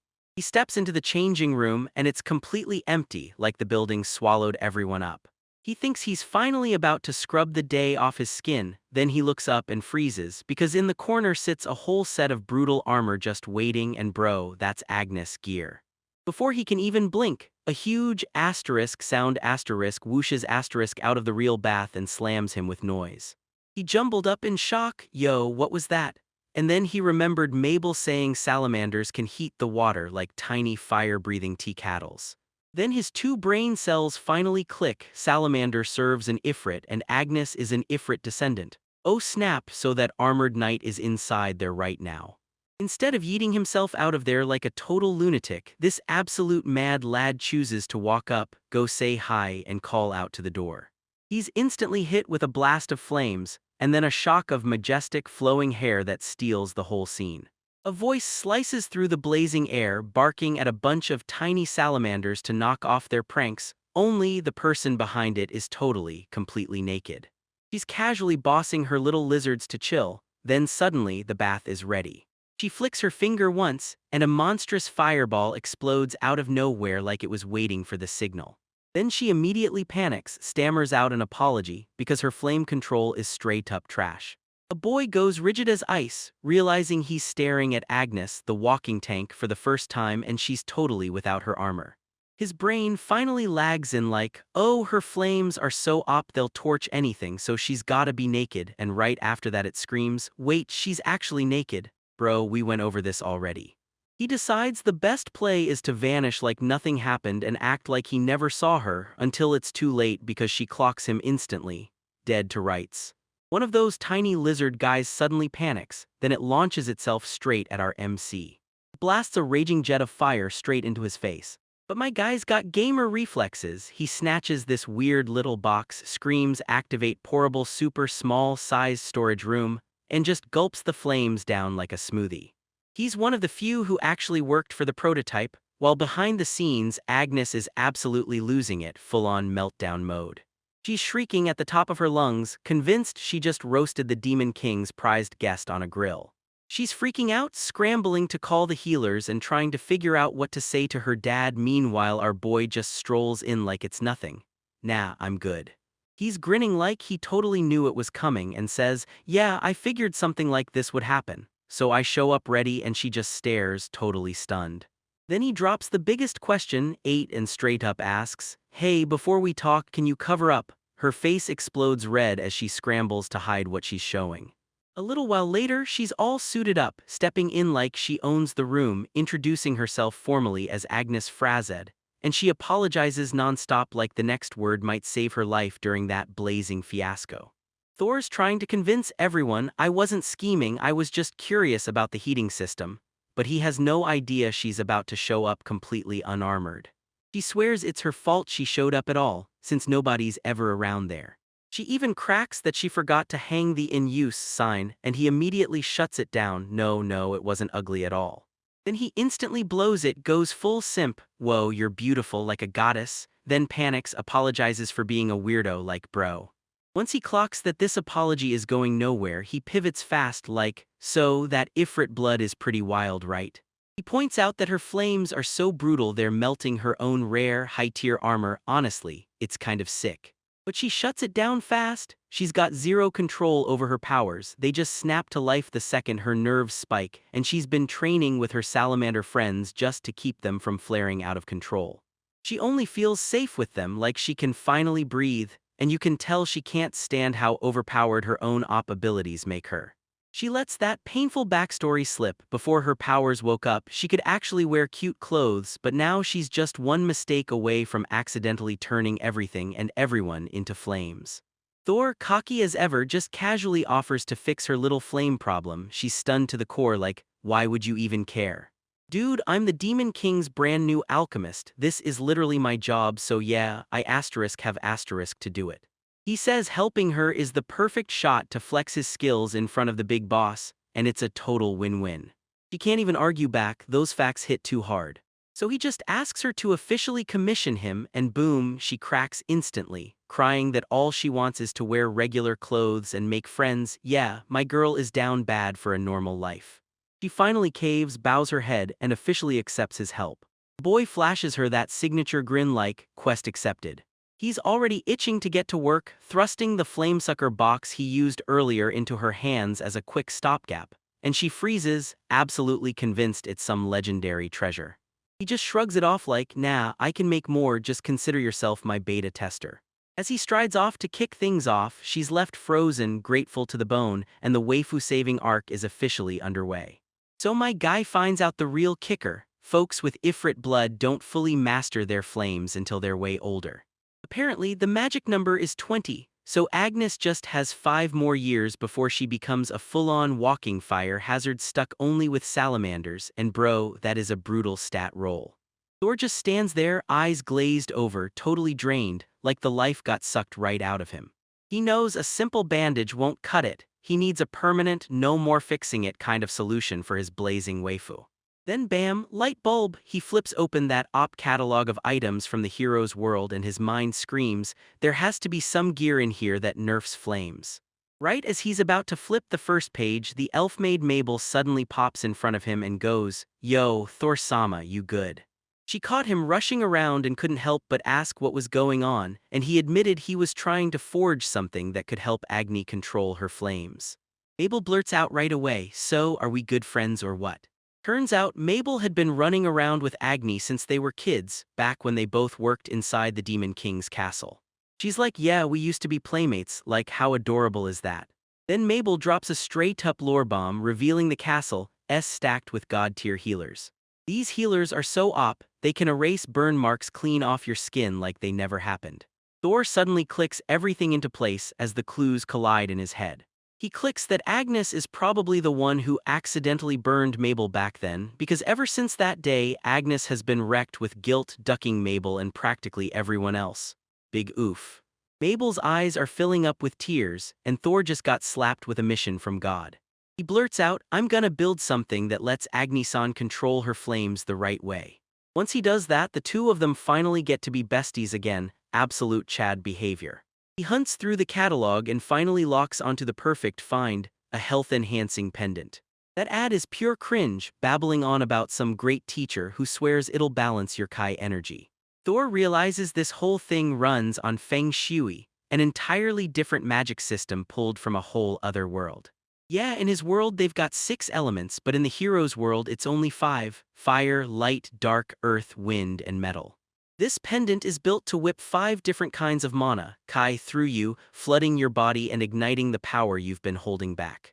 The whole logic is nuts. Wood gets burned to fire, fire leaves behind ash for the earth, and the earth eventually turns into metal, and that's why this skill tree is totally different. The pendants are ripped straight from a whole lineup of divine beasts like the blue dragon and the white tiger, crafted from their very legends. Mabel's completely rattled when she realizes the hero's world is so OP they can craft a flawless item like it's nothing. She's shaking like crazy, whispering that it's terrifying, and then Thor's grinning like he already knows. "Yep, this is it, let's cook." 8. Alright, it's crafting time. My boy taps into alchemy and a full 3D blueprint materializes right in front of him. He knows the hardest part is coming, engraving those super detailed beast patterns on the pendant without turning the chain stiff. He starts mapping out the swaps: Flame Garuda for Vermilion Bird, a plain dragon for Blue Dragon, and says the tigers are basically the same. For the other two, he'll have to track him with flawless precision and pray it all works out. Seconds later, he's got every shape burned into his mind, crystal clear and fully complete. Next, he has to toss in the element-changing function. But wait, his world has 0 wood or metal, so how in the heck is he supposed to pull this off using only fire, water, and earth? Right when he's stressing out, a system notification suddenly blasts onto the screen: "You've learned element attribute manipulation of the 5 elements." And wow, talk about a clutch RNG hit. Now he's finally unlocked the missing pieces and everything changes. This new power just unlocked and he's bursting with hype, yelling, "Forget hesitating, like, let's do this right now." He flips into hyperfocus, picturing the finished product so sharply it's like he can already see it. He makes Mabel recheck the designs from the book: dragon, tiger, shaggy-looking animal, one by one, and every last one gets the green light. With a final push of alchemy, he kicks off the process, swearing he'll make sure Agnes turns those ridiculously powerful flames into brand new elements. He's determined she'll never shed another tear again, straight up absolute king energy. Boom, he finishes the health enhancement pendant, and it looks absolutely sick. The description stacked with 5 upgrades: more flexibility, pure strength, rock-solid stability, and healing. And this thing is straight-up legendary, no cap. He clutches the finished product like it'll finally be enough to shut down her flames. Mabel wastes no time and starts thinking like a genius, asking what would happen if you planted 5 of these all across the Demon King's territory. Thor locks in that look like he's just realized one pendant can supercharge a single person, so he asks the terrifying question, what would it do to an entire country? Mabel snaps him back to reality, saying that would be brutally hard and it would take a mountain of approvals. But the pendant's finally finished, that's the whole point. Now he just has to test it, and if anyone can handle it, he'll have basically created a new standard issue op weapon. He can't wait another second, tomorrow's too far away. 8 So boom, Agnes's dad finally spots her wandering the castle, and rage hits him like a storm. Bruh, we're out tomorrow, I told you to pack your stuff, and now Agnes is just wandering around like she's taking one last look before we dip. Dad launches into this big lecture like, look, I'm not mad, I swear I get it. Then he points at you and snaps, the real reason you're a walking fire hazard is that op Ifrit blood running through your veins. He's like, controlling flames by pure instinct, that's next level Chad stuff, and Agnes just shrugs like, yeah, I'm already cooked at it. Then the story slams into this brand new waifu who's talking big like she already owns the place. She's headed back to her territory to start up some mines and hook up with the Empire. Turns out their land sits right on the border, so they have to play nice, or else the neighbors will make it a problem. This is where Agnes's dad totally snaps. He goes, speaking of the Empire, I'm their guest. And yeah, that's exactly how an imperial noble looks. He erupts in non-stop laughter, absolutely roasting our boy Thor, calling him pathetic for being so frail and clueless in combat, like he's got 0 skills at all. Agnes has had it. She snaps and screams, "Father, stop it." She snaps into full defense mode, then Thor proves he's a real good guy because I literally talked to him. Then she yanks out the ultimate proof, a gift box. This guy watched me struggle to control my flames and still handed me something valuable purely out of kindness, so quit dragging him. Dad just stares like his brain is trying to reboot from the shock. Then he snaps, snatches the box and screams, "How dare you," like Thor himself just spit on his ancestors. He's still raging, but no matter how much he bashes it, an item won't change the truth. You're so weak you're stuck hiding in armor 24/7. He slams the brakes on Agnes, right before she can even get a word out. Then he slams the classic boomer parent move. Everything I do is for you, sweetie, this entire mining project, it's all for your sake. He twists Agnes' runaway flame magic into the centerpiece of his master plan, blasting a whole pack of monsters in the new mine, basically turning his own daughter into a walking WMD just to flex on the Empire. Big yikes. He's all hyped like your flames are gonna scorch everything to ash. Then the Empire hits the ground shaking, and we finally see Agni out of her armor looking completely crushed. She swallows her heartbreak and nods along, knowing they're using her like a weapon. Her inner monologue is pure tragedy. She only wants a quiet, peaceful life, but ever since she awakened her magic and accidentally burned her best friend, she's been a walking disaster. Then she thinks about our boy Thor. He never flinched from her, he just stayed kind and he promised he'd help, and suddenly it clicks why Mabel sticks with him. They're both the real deal, genuinely good people. Still, she can't breathe. Duty to her dad chains her down, and those cursed flames keep tightening the grip. Her dad grants her one glorious day of freedom before they leave. What a ridiculously generous king. That night Agnes couldn't breathe, stress crushed her from the inside out. She knows Thor needs more time to forge that item, so they bail the day after tomorrow, but the deadline is straight up impossible. But then she stares at the box he gave her, and those words alone ignite a spark of hope in her chest. Right then and there, she decides tomorrow's the day. She's gonna thank him properly, no excuses. Meanwhile, back at Demon King HQ, the big boss and his advisor are cracking logistics over and over, because tracking down a workshop for Thor turns into a full-blown nightmare. He's got this brutal list of demands, easy access to materials, and trust me, that's basically impossible when you're just a human trapped in demon territory. Plus, they can't leave him roaming around where random strangers could jump him, and he definitely can't go mining in a public park. The Demon King nods and admits it's too dangerous to let him loose in a packed crowd. So yeah, he needs a bodyguard, and right on cue the king starts talking about Agnes' dad, Risinga. The The princess butts in like, I already told Raisinga to cool it and stop harassing my guest, but she can't slam him too hard, because if she does, it'll make Thor look bad and ignite a full-blown political disaster. They all nod in total agreement, get Thor to some remote, private spot, and set up his op crafting station there. The Demon King barks the command, and his advisor snaps into action without wasting a second. The very next day, Thor is on edge, waiting for Agnes to show up. He leans in to greet her, and there she is, still completely armored up for a walk like she never stepped out of battle mode. Look who showed up, best girl Mabel tagged along as the ultimate wing woman. Agnes showed up to say her goodbyes, convinced it was all over for good. She's like, thanks for trying to make it for me, but she knows full well you couldn't finish it in time, and then Thor just slides in with that effortless cutoff. Oh no, it's already done. Absolute Chad. He snatches out a nasty-looking pendant and tells Agnes, this is the thing that'll shut those flames down, and Agnes is absolutely rattled. He explains that this Esther item can translate her fire magic into other elements, totally gutting her wild, uncontrollable flames the moment it's on. She totally loses it, screaming, is it done already? Bro really speedrun a legendary item's creation overnight. Mabel, always ready for anything, barges in with a fresh set of clothes. She orders Agnes to strip off the armor, but Agnes loses it, panicking like the world is ending. She's hit by a PTSD flashback and the memory of her friend burning crashes down on her like a nightmare. She's panicking that she'll torch Mabel's clothes and come after her again.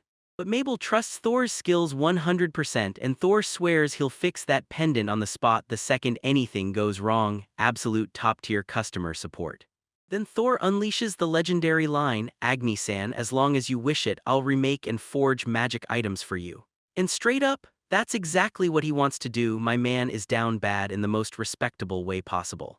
And it punches straight into Agni's heart. She finally realizes this guy is the only thing that can calm her soul, because if she lets this moment slip, she'll regret it for the rest of her life. Finally, she slips out of her armor, steps right up to him and blurts, Thor Riggs-sama, please, can I borrow the item you made for me? And with a grin, our boy places the key in her hand and hands her the door to her brand new life. So our boy Thor is just vibing, while his little dragon squad lies passed out cold. Suddenly, a sharp knock at the door snaps him upright and makes him jump.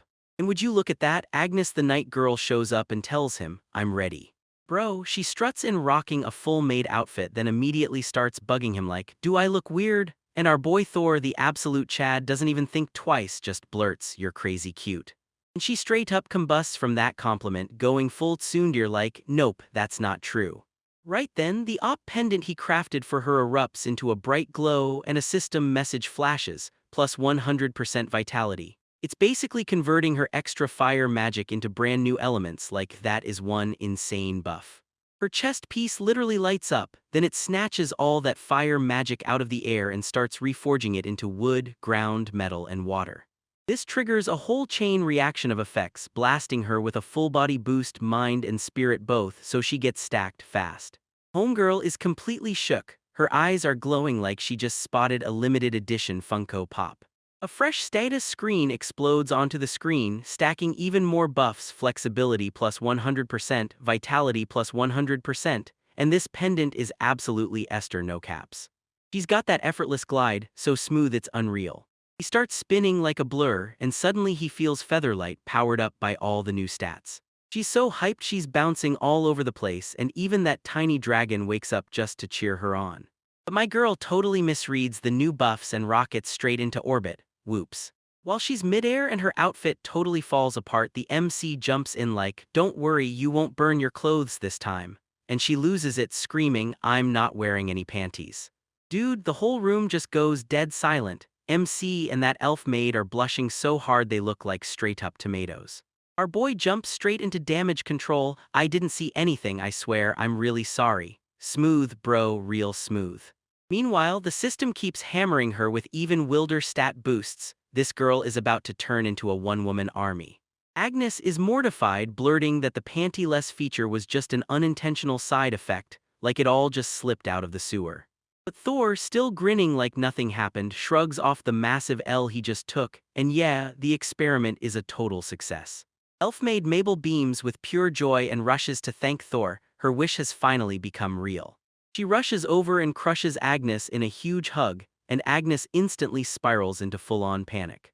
Agnes is spiraling over her flames, but Mabel's all chill. Nah, you're good now, fam, it's all right. Then Mabel hits you with a brutal bombshell about the trauma of burning someone, and honestly, yeah, it was probably me, my bad.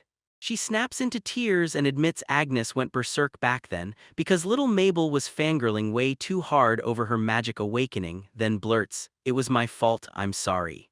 Mabel replays it in her head. After the accident, Agnes kept apologizing nonstop, like the words just wouldn't stop. She tells it to you straight, "It's not your fault, you're done hurting people." And now she can finally wrap her arms around people without accidentally turning them into charcoal. Wholesome mode just kicked in. Agnes is straight up sobbing with joy, ugly crying like her heart finally broke through the tears. After the tears, Mabel turns on the charm, playfully squishing Agnes' face to lift her spirits. Then she whips around to our kid and snaps, "All right, your turn, Thorsama." Mabel, the ultimate wingwoman, tells him to hug Agnes too, and my man is absolutely shook. She's basically telling Agnes, think of this as exposure therapy, force yourself to get comfortable with physical contact. Then she slams Thor with the ultimate loaded question, "So tell me, do you hate the idea of hugging Agni-sama?" And our boy's totally flustered, just blurts out, "I do." So now they're just standing there, cheeks blazing red, stuck in the most painfully awkward pre-hug pose imaginable. And just like that, MC's mind drops straight into the gutter. Wait, hold up. She's still not wearing anything under that, right?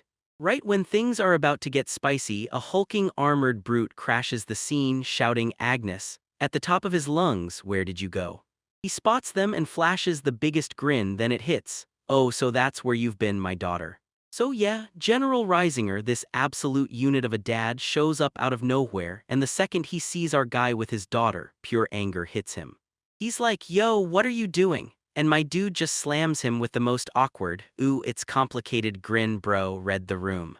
This Pops is flipping out, yelling, "What are you doing to my daughter?" While RMC just sits there like some cartoon villain. But Mabel, the maid, barrels in like a pro, stepping between everyone and defending Thor. She's like, "Try to touch my master and you'll have to get through me first," while the dad is seconds away from going full Super Saiyan. The general snaps into full rage, snarling that he'll drag our boy back to his territory to pay for his sins, while my guy's just standing there like, "Bro, I helped her." Our MC Thor tries to calm things down. "Just hear me out," he begs, but the dad shuts it down fast and wants none of it. He snaps a warning, then when he speaks again, "Your mouth is gone," and that asterisk zips past him. Because it's moving so fast, even Mabel can't keep up, she's getting totally blitzed. And just so we're crystal clear, this isn't some random dad. This is the Flame General, a legendary war beast who can wipe out 100 soldiers solo with his flaming spear, a total menace the second he hits the battlefield. And just like that, that legendary arm is blasting right toward our boy. But right when he's about to turn our MC into a literal pancake, bam. Agnes, his own daughter, slams herself in front of the attack and blocks it, yelling, "Dad, calm down, just listen." And then he pops his shook like Agnes, because my girl just got a massive stat boost. We're talking plus 250% of her vitality, stability, and a whole laundry list of buffs. She's absolutely cracked. The general is totally trapped, he can't even wriggle out of her grip. This is gonna get ugly, I swear he's about to get wrecked. He's yelling, "Agnes, what happened to you?" because her power level has just skyrocketed and he's totally stunned. My man is totally lost. How did she get free, and why is she suddenly that strong? The kid throws in, "Thor totally had Agnes in mind," and yeah, that line sounds a little sus, so we're just gonna roll with it. The dad spots it instantly, she's not in her special armor anymore, just normal clothes, and he's like, "Wait, what?" Because Thor's spell finally lets her wear regular stuff without her magic flipping out. Thor's trying to get this through my head. Yeah, I'm an alchemist. I heard what was happening to her and I nailed down a solution, but this guy's brain is straight up crashing like a blue screen. He immediately snaps to the most down bad conclusion, "You filthy pervert, because you told her the clothes were flameproof just so you could watch them burn off." Bro, what? He's got zero chill and pure 100% parental paranoia. Thor's like, "Behold," and with zero effort he yanks the general's own flames straight into his hand, casually like it's nothing, and just has to flex his power. The general's jaw drops, my flame, what in the world are you?" And listen, you're not messing with some run-of-the-mill alchemist, my guy. Then our MC fires off the coldest line ever, I'm the alchemist who serves the demon lord, and it's an absolute mic drop. He lays it out. His only mission is to wipe out the chaos in the demon realm so everyone can finally live in peace, not with evil plans. He's not a villain at all, he's a straight-up problem solver who just snapped Agnes' magic issue into place. Thor's like, look, I get it if you don't believe me, just hear me out. But the dad is still getting crushed by Agnes' grip and he's totally losing control. He's screaming, "You're coming with me," and lunges to grab his daughter again. Seriously, this guy has zero clue when to stop. Agnes is pinning him hard, she's a total immovable wall. She's literally begging him to stop and pleading, let him be their father. While he's screaming, "I'm doing this for you, bro," and if this keeps going, she's gonna have to go all out and use her full power herself against her own dad.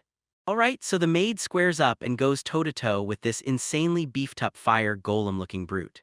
Our boy Thor and that elf girl are completely rattled, watching the chaos unfold right in front of them. The big guy is already cracking. He can't even get through a full sentence before his mind slips. He's losing it, screaming like, "What bro, how are you this op?" And you can tell he's not having a good time, LMAO. Turns out Agnes is pouring out all that rage-fueled magic, like she's going Super Saiyan Maid Edition. The dudes stare like, hold up, where are these flames coming from? And the other maid just shrugs and goes, that's it, thanks to our Chad Lord Thor, my guy. MC snaps into it, she's pouring way more energy than usual into that pendant, and it's seconds from popping clean off. And it's working, she's got enough power to slam the brakes on Shah Gun and stop him dead in his tracks, total lockdown defense. But she clears it up fast. This Thor-style power-up isn't meant to smash anyone, it's strictly to shield the people she cares about most. Classic protagonist energy. She's like, Lord Thor said it straight, if you just shout the name you can save people. And boom, this system casually slams you with a 400% vitality buff like it's nothing. And yeah, that item is straight up broken. Daddy Dearest is completely losing it, screaming like he can barely breathe, because my guy's entire worldview is shattering right in front of him. She straight up hurls the giant into the sky like he weighs nothing, snaps out a yell that she's apologized to Lord Thor, and just like that goes from maid to pro wrestler. He's sobbing, begging her to let him go, and the little witch girl just grins like, told you those overpowered stories about him were real, and it turns into the biggest fangirl moment ever. So they break down the whole mess, and boom, it turns out Thor personally crafted a special item just to help Agni reign in those out-of-control flames. And the shotgun's trembling with panic, realizing he just screwed up in the worst possible way. She lifts the drip, the vitality pendant, and it crushes her fire magic while forcing it to morph into other types like she's carrying a legendary tier treasure. So Agnes can finally strut around in cute clothes like everyone else, and the Shogun is absolutely stunned. WH1. Thor just nods like, yep, that's me, then turns right around and fixes the whole mess. And just like that, Agnes finally gets to live her best life, tumbling straight into the cutest maid outfit she's always wanted, all because of Thor. It slams into him like a wrecking ball. What did I just do? He blurts it out under his breath because he realizes he tried to throw hands with the very guy who saved his daughter. And bam, he slams straight to the ground with a full-on doja, yelling, I'm so sorry. He's down bad, groveling and apologizing for acting like a clown to the one person who was actually trying to help his daughter. Please forgive me. Thor's just frozen in place, then it hits. He's crying for his daughter and it's breaking his heart. The shotguns blared, crying that Thor wasn't even the least bit afraid of him just to protect Agnes, and meanwhile Thor's like, damn, this dude's actually a great father. He finally admits his vision's been clouded, so he's been totally unable to read people's real character. So yeah, his next logical move is to destroy his own eyes. Like, bro, what are you even doing? Luckily, Thor bursts in and slams the brakes on him. Whoa, dude, you're crossing the line way too fast. He leans in and snaps, listen, starting now, I'm heading straight into the devil's turf, and you better not try to poke your eyes out just because you see me. The Shogun practically begs, let me pay you for that item, and Thor's just goes, a price? You can practically see the gears spinning in his head. Well then, our boy stares up at that massive castle like it's the last boss of his whole life. He tells us that not only is it way more comfortable now, but Agnes's condition has actually gotten better, because when she lights her flames, things finally start improving. Thor's basically telling everyone this guy's a way better dad than my trash dear father ever was, and the Shogun nods along like, you're right, agreeing to follow Thor's plan, and he vows to build a normal, real relationship with his daughter. We're getting character development, and it's so satisfying to watch. Alright, new scene, boom, we're in the Demon King's mining zone now. And just like that, the vibe turns terrifying. Giant spiders crowd the shadows, waiting to ambush whoever's brave enough to look. These things are wrecking shop for real, smashing through helpless people like they don't stand a chance. But then a fresh squad of adventurers crashes in, acting like they're about to throw down the moment they step into the scene. The boss is jamming his crew up, promising them a legendary treasure buried right here, and he's not letting a single demon shake him. His motto's dead simple: if it blocks his path, he slices it clean in half, classic meathead logic, and it's only getting louder from here. And his goons are gorging on it, hyping him up like he's the main character. He whacks the spider instantly and his crew's like, yo boss, that was so sick. Right after that, bam, he gets hammered by a web shot from out of nowhere. Oof, yeah, I spoke too soon. And then boom, he's gone, straight up erased from existence like the story just snapped him out of the timeline. Honestly, that character arc lasted about 5 seconds. Then the real boss crashes in, an enormous spider the size of a truck, and the whole squad instantly loses it, panicking and sprinting like their lives depend on it. The giant spider tears through the ship, crushing the rest of the crew like bugs, every last one of them wiped out. Just another day inside a top-tier zone, I guess. Back at the castle, Thor is just vibing, no stress, no drama, just pure chill. He's just messing with the new space element stone he got from Agneson, meteoric iron, and the second he grips it, space magic ignites in him like it was waiting all along. This guy's RNG is straight up absurd. Ever since he stepped into demon territory, he's been losing his mind over the new elements he's unlocked. He's got the basic 4, and now he's adding space to his arsenal too, collecting them like Pokémon as if he's building the ultimate team. He's got nothing but time to waste, so he charges into the storage room the Demon King pointed out and starts cleaning it up. He cracks the door open, and it's not some boring storage room, it's a full-on treasure mountain, and he's standing there grinning like a kid who just found a candy store. He spots a sickly magic sword that matches the first Demon Lord statue down to the last detail. But right when he's admiring it, bam, he gets hit with a jump scare as the Demon King herself suddenly appears and asks, "You even know you're there, bro," like she didn't just pop out without knocking. Alright, so Thor's trying to impress the Demon King, Lucia, for the next big party. He leans in like, "So, what do you think?" And she's serving straight up, no misses, 10 out of 10 waifu energy. But she's not getting that full Your Majesty energy from him, because when he says they're friends who share a secret, it doesn't quite match the vibe. Yeah, she pulls the boss card and then I'm like, call me Lucia. Bruh, she's really flexing the tyrant angle just to make him say her name, and low-key, that's actually kinda cute. And my man folds instantly. I get Luscia-sama, but then he snaps, shouldn't we keep this hush-hush until the party? Because he's sweating the optics hard. Lucio's so down bad he's blushing hard, spiraling like, I can't take this anymore. Our boy Thor clocks it and goes, aw, how cute, and bro, the romantic tension hits so hard it's thicker than a bowl of oatmeal. She sidesteps the tension and fires off, what have you been doing? Then she tells him she's been cleaning out his workshop and she just discovered something. He yanks out this sketchy-looking sword he just found, no way it's the legendary one from the statue. Thor cracks it like an alchemist and calls it trash, a busted deer prototype, because some guy probably tried to copy the legendary sword, lost the whole RNG roll and tossed it in the corner like it meant nothing. He straight up shows her the blade is totally wrecked, can't slice a thing, and goes, yeah, this is a failed product, my guy. Lucia leans in and says it's an ancient project from her grandpa's time, an epic elf and dwarf collaboration that never even made it off the ground. Thor gets all flustered and blurts out, can I keep the sword? Even though it's technically her call, and she's like, seriously, why are you asking? So she finally steps up and hands him the busted sword, like it's a dangerous secret. And right then, bam, a light bulb sparks in his head. Wait, could this replica help him forge a real magic sword? He blurts out that his dream is to forge a weapon even more OP than the Empire's holy swords, but here's the catch. He's got 0 combat skills, so if he used it himself, all that material would be totally wasted. His master plan is to rig up an ultimate weapon for Lucia to smash through beast hunting, straight up legend behavior from a real Chad.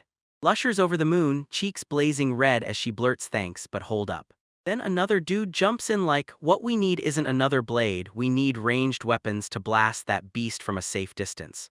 And just like that, it all rolls straight into the next project. Got it, I'll see what I can whip up. He rockets straight to his workshop like a blur, and Lucia just winks back like, yeah, he's totally not slammed.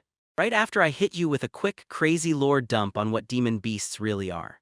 We watch our boy go full overdrive, smashing those books like his life depends on it.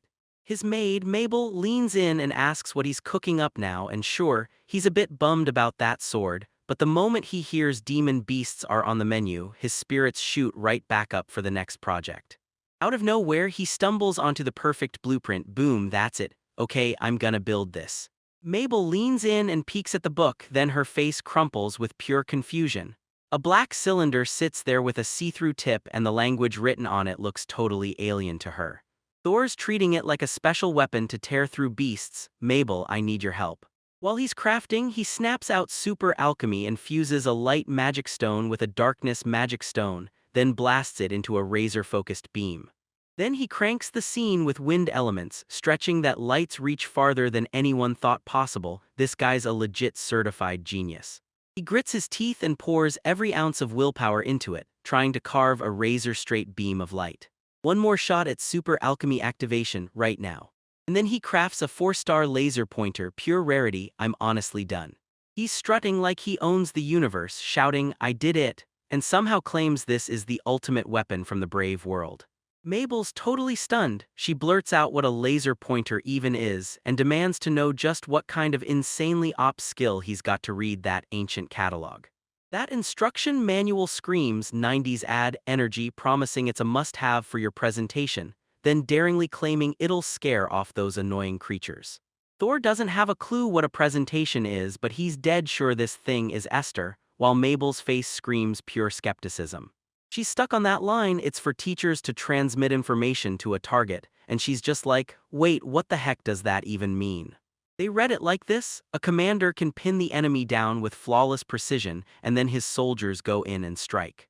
They're getting amped, convinced that as soon as that signal hits, the enemy will drop fast, quietly, no struggle at all. The manual even screams, never use it on humans, and it lists competition results, so they instantly decide it's a hero-made weapon built for a battle where the goal is to kill beasts. Mabel's brain basically detonates with the shock weight, so the presentation is the whole beast-slaying competition. That logic's a stretch, sure, but they're going along with it anyway. Thor is totally blown away, just like you'd expect from Mabel, you understood, and now she's all red-faced and flustered. They're convinced it's that legendary long-range weapon, the one the hero used to blast a powerful beast with a single shot. And get this, the annoying creature from the manual looks just like the bird beast they're up against. There's no question about it, 100% they're locked in, fully convinced their theory is the truth. They can't stop imagining this laser pointer as the world's next super weapon. A terrifying relic from the hero world that'll make your blood run cold. The final shot nails it, everyone staring dead serious as a ghostly PowerPoint salarum looms over them, and the era of that terrifying presentation finally kicks off. He's itching to move. This is exactly what we need to test these beasts, so let's dive in and see what happens. These randoms are going at it over battle plans. One dude's yelling, put the elf in the back for protection, and then the big minotaur's like, nah, she's covering our 6. Meanwhile, the elf's just standing there sweating bullets like, bro, I was too far away, I was shook this whole time. This guy is freaking out, shouting, I can't push unless my backline's secure. Turns out the boss, Gargarasa, is a gigantic spider, and Zerg just slams you with a full Zergrush army of Minami monsters. Big yikes. Their master plan? Send the Minotaur charging in like a total Leary Jenkins, while the elf picks targets off from a mile away, never getting anywhere near danger. Our boy Thor is watching everything go down, and he's like, nah, this plan is trash. The second that tank rolls in, he knows those little mobs are gonna rush the supports and swarm them. See that line? That's the kind of max range spell an average mage throws out, pretty standard stuff. So they burst onto the training ground, and right there the target waits. All he has to do is land the shot right on the bull's. But our boy Thor isn't here for the basics. He yanks out his brand new laser pointer and dares the game to try its physics like, bet this thing boosts my range, let's find out.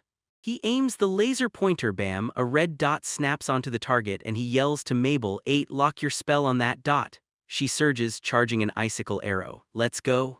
Boom, right on the mark. Mabel's whole body jolted like I just whacked it, and Thor is already fully hyped, so we're gonna try again from even farther away right now. No cap, she just drilled the target from one and it's 5 times the usual max range. That's a straight up insane buff. They double the distance and bam, another perfect hit. This is straight up getting out of control.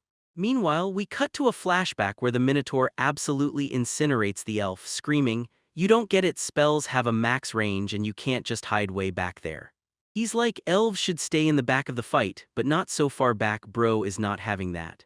Now in the present, these two clowns are staring at our crew practicing from way out there, and they're freaking out like, who the heck is trying to cast spells from that far? It's absolutely unhinged. Suddenly, the elf catches a burst of light out in the distance. In kaboom, the target gets absolutely obliterated, jaw dropped so hard it hits the floor. So our boy crunches the numbers and proves they've boosted the spell range by at least 3-5 different times, and now they've basically run out of training ground to test it more. Yeah, that's straight up op. Mabel's still trying to wrap her head around this cheat code. Thor-sama, how is this even real? We're way past the limit. Thor's brain is firing on all cylinders. He clocks it instantly. Every single shot hits the exact same spot, dead center where the laser was aimed. He breaks down his theory. The laser pointer is basically a magical tether, yanking the caster and the target into a lock-on system. Same idea. It basically steers the spell through the magical current it spawns, then bam, homing missiles, baby. That elf waifu is in full shock because she just realized how deadly something like this can be. This power is straight up insane, like it has to be pulled from the world of heroes. The experiments worked great, but before we march up to the big boss, the MC snaps, "Hold up, we need to clean up the mess we just caused." The two spectators are panicking hard. Yeah, that mess, you're gonna have to clean it yourselves. Thor just shrugs it off like it's no big deal. Got it. Thanks for the help, sorry for all the hassle. And just like that, the Minotaur's brain finally clicks. He realizes Thor's tech wipes out the entire max spell range problem for good. One of the girls blurts out that Thor-sama can fix those busted pieces they found. And the second that OP hits, their faces completely crack because it's more than they can survive. The tail snaps right back to that fancy-looking demon dude, Counselor Kurov, and he's like, "So you're the two commanders who spotted this." He tries to brush it off like, "Hold up, what are you even talking about? Thor-sama and Mabel work for the Demon King and yeah, they can totally handle it. But my guy is down bad for the gossip." He leans in with that creepy little smile like, "Oh, a weird item? Spill it, I haven't heard the whole story yet." After hearing it, he snaps, completely loses control, screaming, "Thordono, get in here and explain yourself right now." Yeah, Kurov just got the whole lowdown on Thor's busted custom items, and he's not asterisk cool with how much freedom that gives. Meanwhile, deep inside the main castle, this absolute beast of a general is gearing up for a tense meeting with an Empire envoy. She's freaking out because her dad's got a temper, so she's begging him to cool it, stay respectful, and don't pick a fight with those Empire reps. She shoots him that intense, straight-up anime glare, the kind that practically yells without a single word. You know exactly which one. It hits him like a punch to the chest. Her stare drags up memories of his late wife, and he just turns all heartfelt, promising her he'll behave. This is huge because the Empire and the Demon King's territory are both hanging in the balance, and he's already sworn an oath to the Flame Giant, so there's no way he can afford to mess this up. And this Flame Giant oath isn't just for show, it's got two hidden meanings stacked inside it. First, it means you're ready to die for your king, yeah, real nighttime stuff. But the second part, it's basically a marriage proposal just with way more metal. We get a sweet flashback, him and his wife locking eyes, then swearing their totally different oaths on the very same day. Back in the present, the general snarls and tightens his fist, remembering how he tried to play tough and rattle Thor. He's cringing so hard it's painful. Right now, he's thinking, all I can do is grow up the way they'll never be ashamed of, and character development, yeah, let's go. A maid bursts in and tells him the envoy's ready like, lights out, it's showtime. He storms into the room and locks eyes with the envoy, this chubby powerhouse called Marquis Gora. Marquis starts piling on compliments, gushing that the general is a living legend. He's thinking to himself, wow, everyone said this guy was some arrogant meathead, but he's weirdly chill, and then boom, they finally get down to business. Here's the deal, the Empire is rolling out 100 to 200 soldiers to help wipe out that giant spider boss. The general nods, and just like that, they dive straight into the payment negotiations. But this slimy creep leans in and asks if they can stretch the silver payment plan out for 4 whole years. Yeah, that's super sus.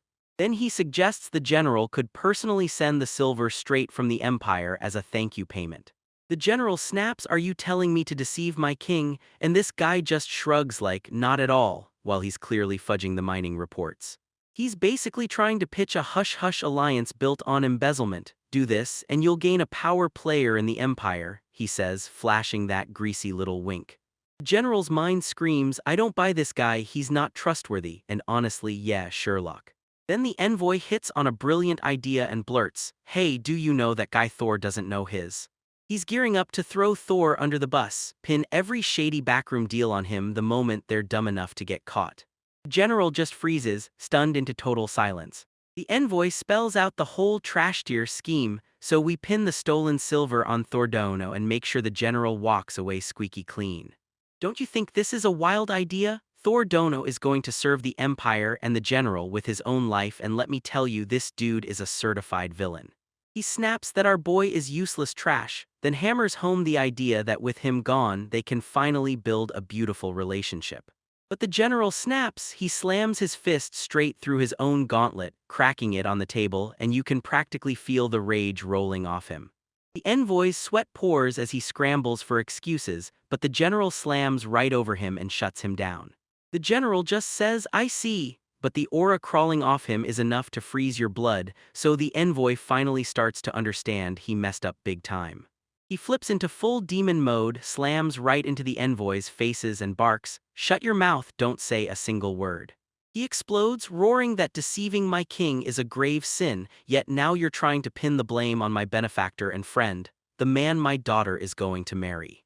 That envoy's about to keel over, right there, and you'd better believe it, friend.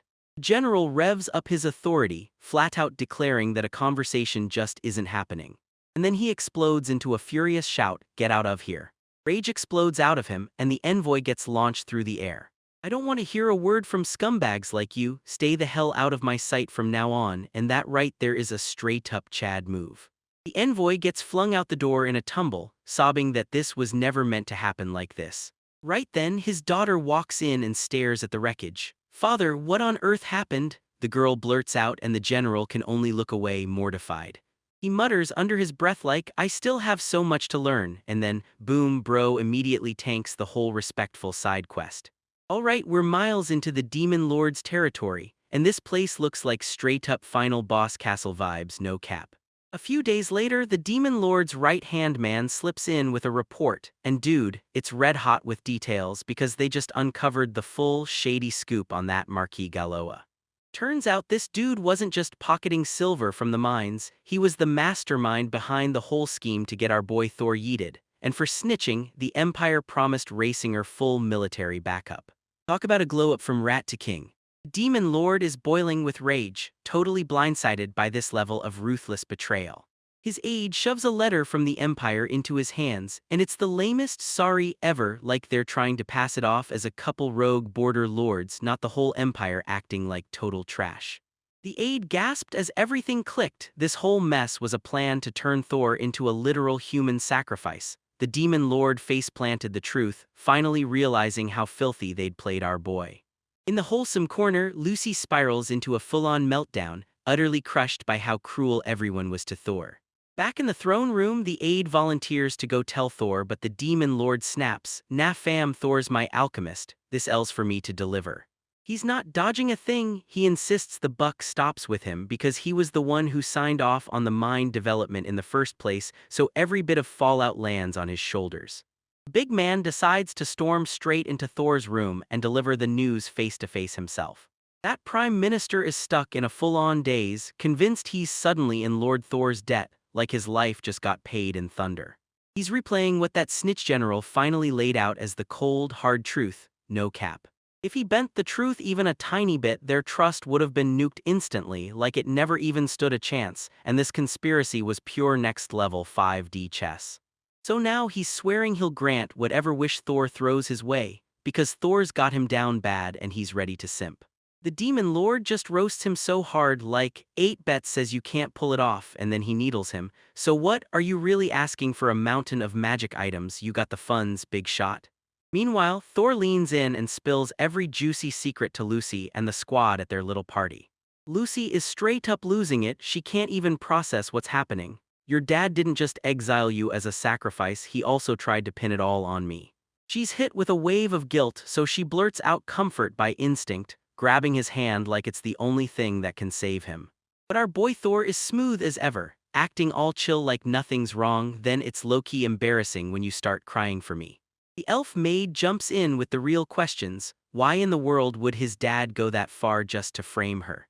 Thor just shrugs and claims it's all because the Empire's whack policy is wrecking everything.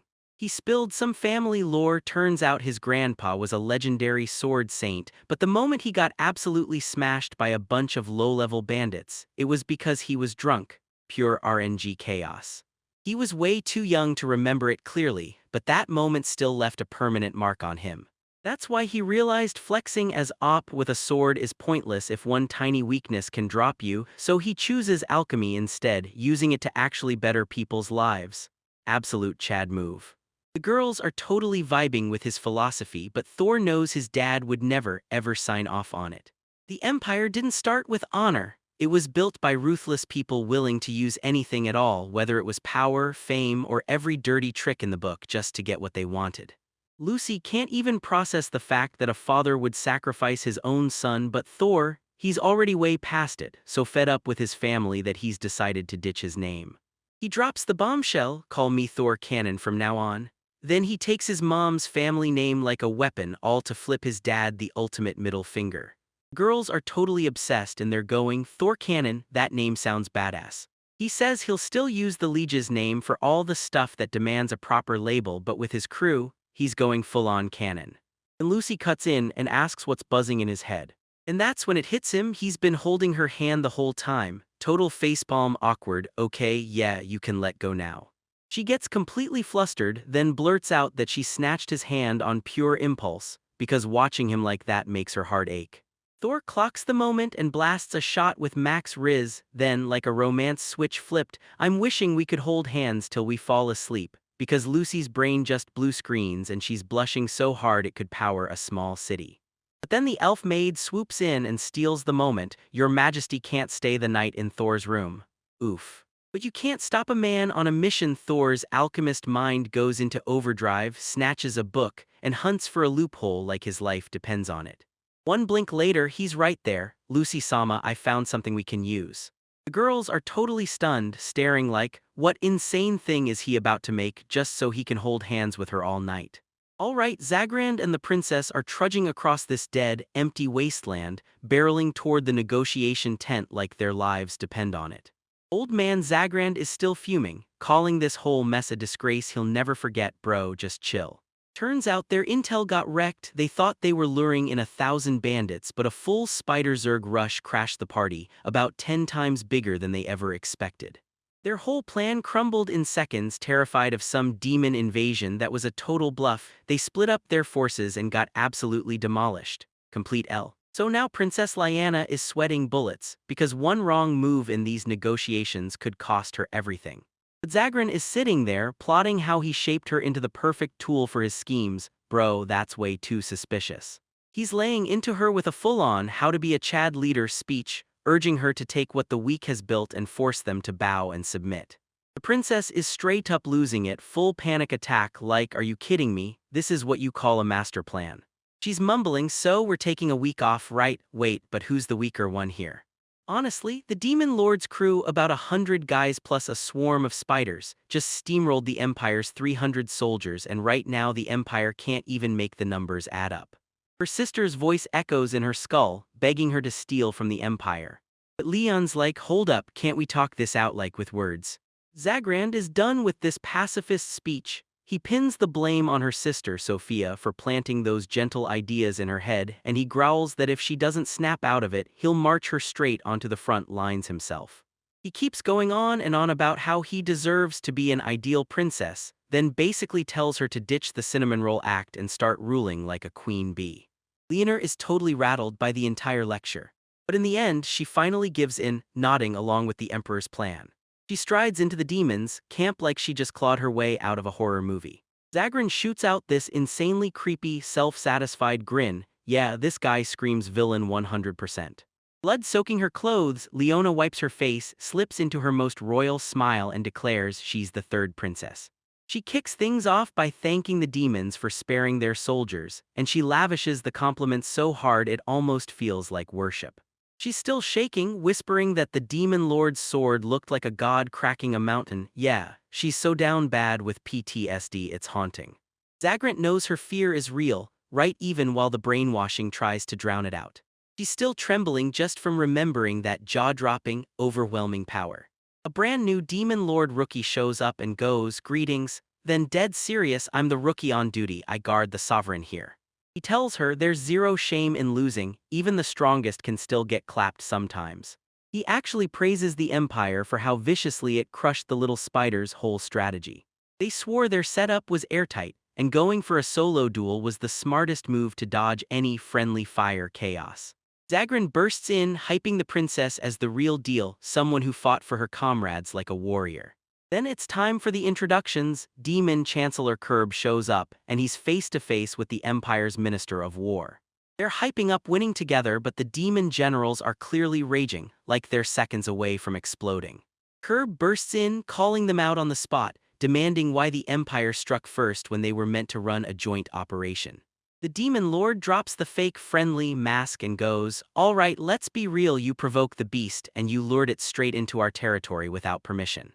He keeps pressing, "So what would have happened if civilians were nearby when that monster snapped and went on a full rampage? We had a plan to stop the bodies, but your actions blew it all apart," he screams. He ends it with one last question burning in his voice. Can that empire be trusted for real? Leona's about to blurt everything out, but her words choke into a stammer right before she spills the truth, but Zagran snaps the moment shut, swooping in to take over the explanation, claiming it's all the work of some rogue soldiers who were just desperate for clout. He shoots Leona a murderous stare, daring her to stay locked on the script. That massive, buff general Lee's rage blasts like thunder. No one invited you to talk, yet the demon lord orders him to stand down. Zagran flashes a fake apology like a smile that comes with a knife behind it. The demon lord whips around to Leona and demands her side of the story. She cuts loose with her rehearsed lie, claiming those soldiers moved without orders, and that's how she swears they managed to intercept the beast. She swears they didn't tell the demons because they were crushed by their own failure and couldn't face it. She even bows her head and apologizes for every bit of trouble they've unleashed. Zagran leans in, smugly doubling down, and praises her for going to war while still soaked in the beast's blood. But the demons are sharp, so where are these soldiers? Curb demands answers like, "Can we even talk to them?" Zagran insists they're too wrecked to move, yet Curb cuts right through his excuse, calling out that they're just hiding behind lies to save their own skin. Switching gears, Zagran slaps down a thank you letter and pitches a formal non-aggression ceremony packed to the brim with intent. He keeps showering the demon lord with endless flattery, insisting his op abilities demand total, no exceptions respect. The demons are inside their heads like, "Bro, what are you even talking about? We don't understand that sword at all, not even a little," like they're totally clueless. The demon council nods and greenlights the plan, smart, unstoppable moves that hand their nation legitimacy and fling the gates wide open for trade. Lee's rage still blazes, but Curb snaps back that those rogue soldiers were nothing but scapegoats, and going after them would be exactly what the Empire wants, the trap. The demon lord nods and accepts. He's already weighed the Empire's value, so now he's just grabbing that W and all the rewards that come with it. He spills the secret trade routes linking humans and demons in the borderlands, and he swears he won't risk messing that up for the common folk. So the deal gets locked in. Later, back at their camp, Zagran keeps drilling into Lyanna, barking that she needs to stay ice-cold, ruthless, and calculating, just like the Emperor. But she's all in on the dark side now. Princess Leona steps forward and declares, "I'm Princess Leona, I'll never yield, I'll take what I can take." She's ready to snatch supplies, weapons, and secrets for the Empire, anything, even if she has to steal it straight from the Demon Lord himself. The official meeting kicks off, and the princess takes the letter and the tribute like it's destiny landing in her hands. It's their way of saying, "We come in peace," and it locks in their brand new non-aggression pact. But Leona still has one final question burning on her tongue. She pressed her question hard. How did the Demon Lord's domain pull off that insane long-range magic, and where did that obsidian sword even come from? Demon Lord just shrugs and smirks. Fine, then we'll steal an alchemist's wisdom. Leona's eyes flare with excitement. Could this wandering alchemist be a human from the Empire? She snaps straight into recruitment mode, itching to meet this alchemist and drag him into the Empire's service, because she wants that talent, no questions asked. She's dead sure that even an alchemist who can't fight still has a way to serve the Empire. Zagrand is totally on board, but the rookie's face says it all. He's absolutely furious.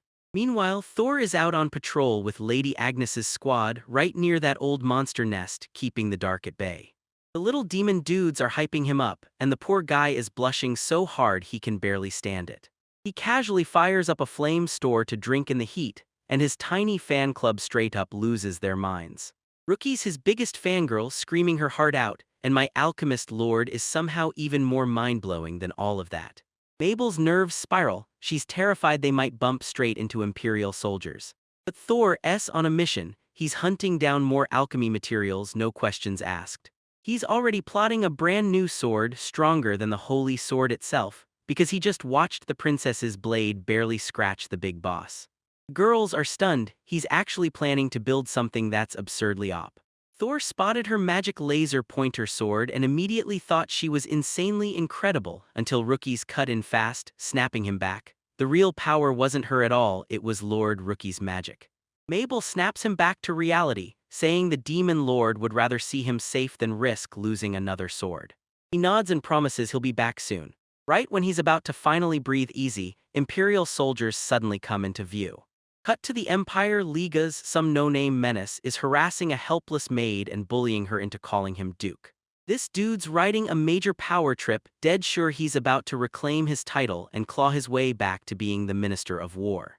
His master plan? He sent a letter straight to his son, our boy Thor, and it's a no-win trap that makes Thor look like a spy either way, locking him into his father's strings. What a trash dad. He's fully lost in fantasies, dreaming up a plan to kill the Demon Lord and carve his name into legend as a living myth. This guy's out here singing and dancing like a legend, bragging about his glorious rise, cringe level, over 9,000, no joke.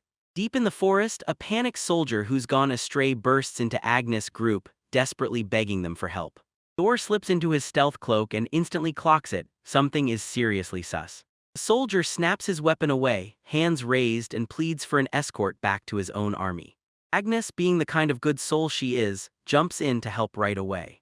But Thor clocks the guy instantly. It's the head guard from his old home, the same guy who spelled out every reason Thor got banished, and trust me, the vibes are totally wrong. Agnes can't shake the feeling that it's creepy. Why is Headguard Vagical House out here all by himself?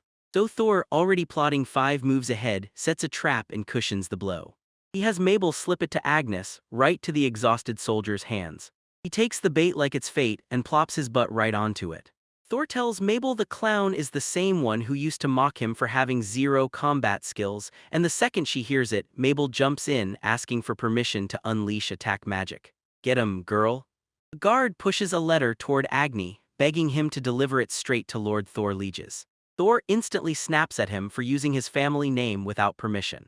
Then, out of the woods, some random NPC suddenly drops in claiming he's Thor's most trusted aide, but Mabel isn't buying a single word and she instantly declares she's Thor's #1.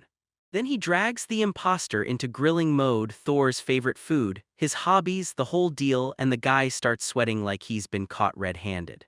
Thor just smirks like he already knows this guy never cared about him at all. Finally, Thor steps into view, and the guard completely panics. He starts bootlicking, bragging about how much Thor has changed, but Thor shuts it down immediately. The guard goes full rage mode, snapping that Thor of all people must explain how a total weakling ever earned demon folks' trust. Thor snaps back, we don't speak the same language, and then he demands the letter. The guard shoves it into their hands and growls that it's gotta be read alone, sure, like we're falling for that. Thor pulls off a total power move. He shoves the letter into Mabel's hands and orders her to read it out loud so everyone can hear, and the guard goes wide-eyed and completely rattled. Thor snarls that anything Odin ever handed him is a trap and says posting it in public proves he's innocent, pure big brain genius. Mabel snatches the letter and it's worse than we feared, orders to spy on the demons and snatch Agnes up as a hostage, plain old treason right there.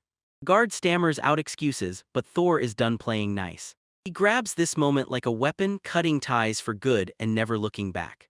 He bursts out to everyone that the letter is from his father, and then lays bare the wicked plan aimed straight at the demon lord's domain. He spits out that anyone who sends letters like that can't possibly be his father. From this day on, I'll wear my late mother's name like it's armor. I'm Thor Conan. The crowd erupts into cheers, then the rookie swallows his nerves and accepts his brand new name. Mabel's feeling a little down because his secret nickname just got blasted to the whole world, but still, she's cheering for him. Agnes also swears she'll stay loyal to Thor Conan forever. His brand new friends roar for him and their trust never wavers. The Imperial Guard just stands there, frozen in pure shock. Thor gets choked up, overwhelmed by all the support pouring in around him. Guard snaps, he screams that they've abandoned his noble pride. But Thor's as cold as ice and I want nothing to do with it, I don't need it. Go home and tell your master. And yeah, just like he tossed me aside, I'm cutting him loose too, mic drop. Then he grabs the stunned captain and interrogates him for intel, pressing hard on how he slipped past the Empire's forces.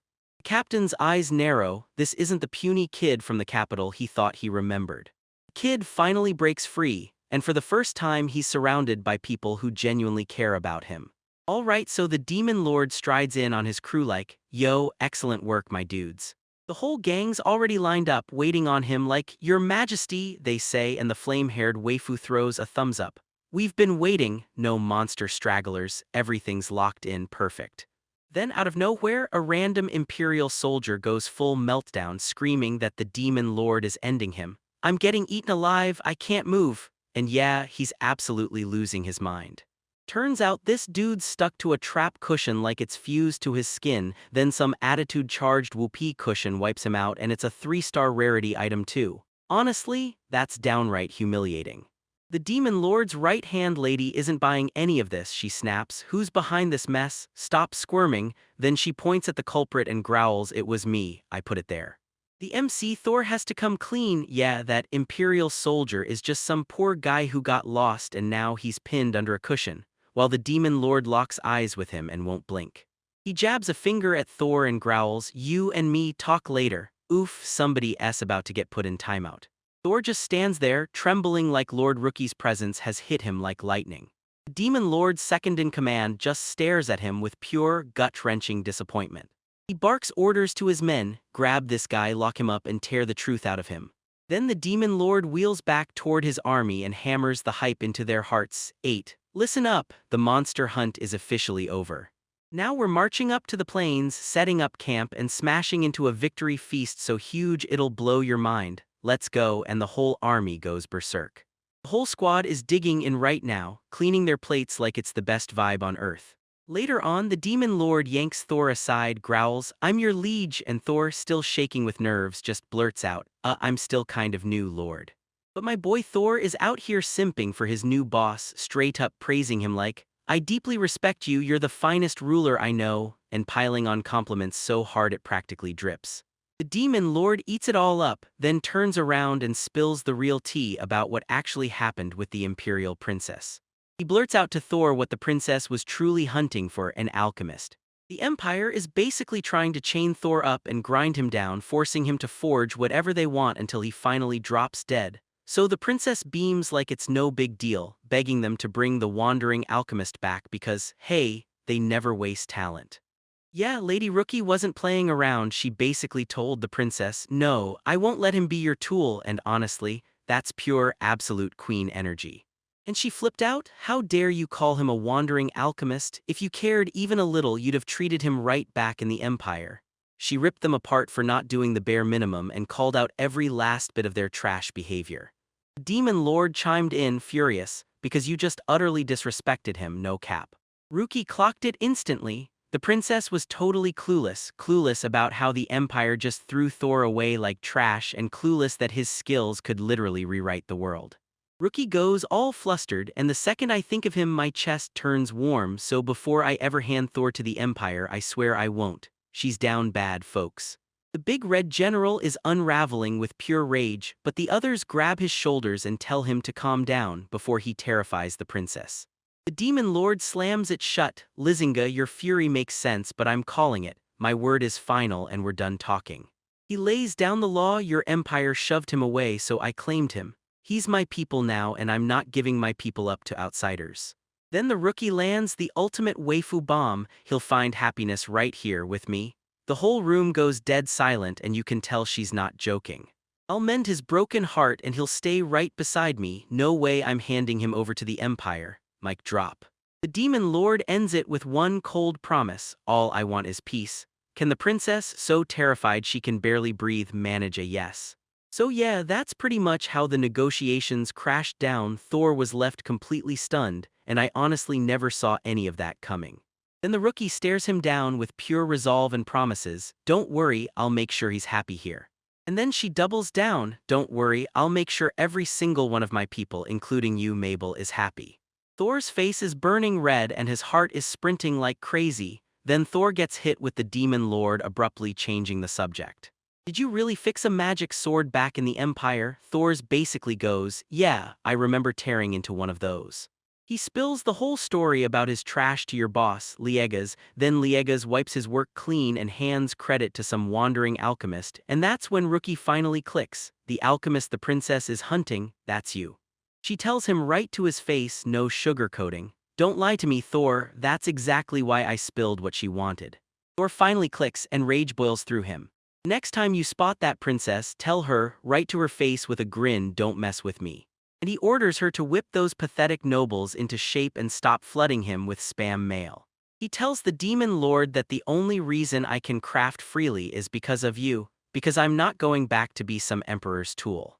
You handed me a real home, you gave me freedom, and you even hooked me up with the online catalog. Yeah, life is honestly great here. He meets his new boss's gaze and fires back, "I couldn't care less about your offers. Being right here by your side is where I feel the most alive."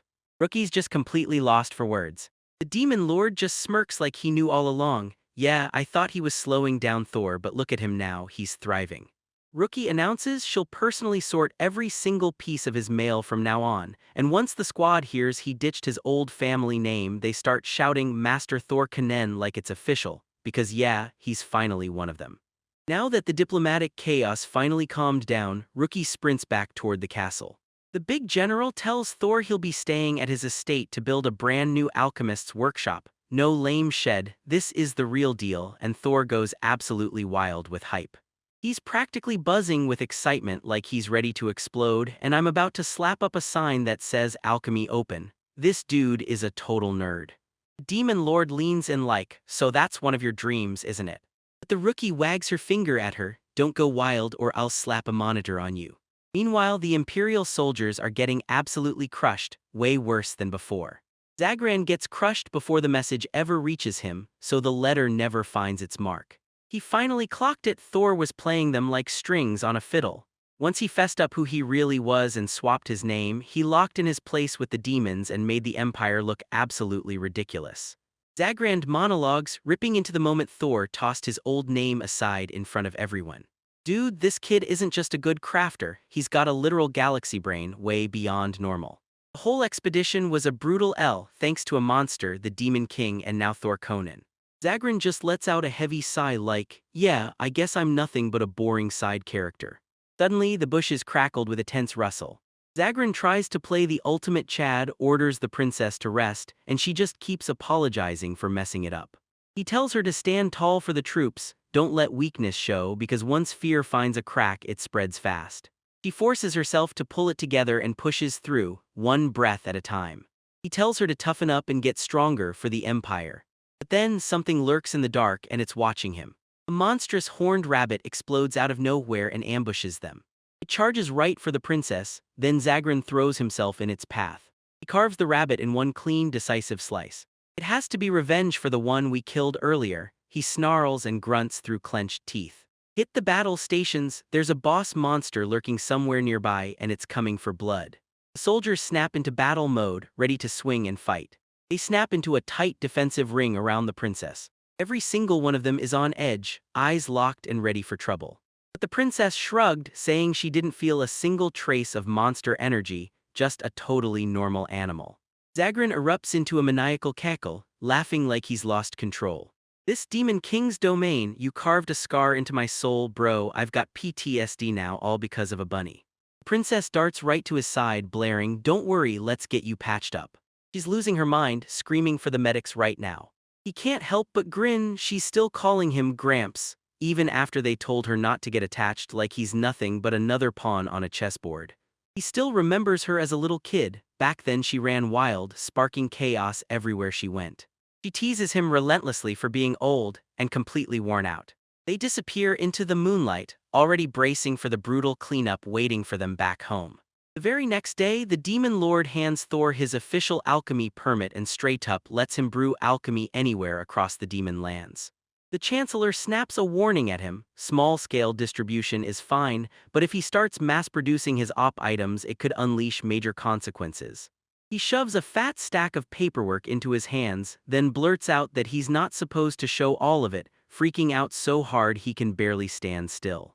Thor's like, "Bet I'm out. I'm gonna travel, soak up everything I can, and then use it to level up and help our domain grow." The Demon Lord leans in and tells him to chill, like, "Dude, you're way too serious. Treat this as a vacation, you've earned it." With that, they bolt straight into the general's territory. The general's waving you in like family. "Come on, Thor, let me show you around my domain."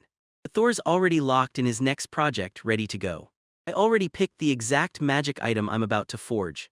The locals roll out the red carpet and welcome them with a thunderous cheer. And then bam, they threw a massive feast. Everyone's living it up, laughing, vibing, soaking up the moment, but during dinner, Thor's totally checked out, like his mind has vanished somewhere else.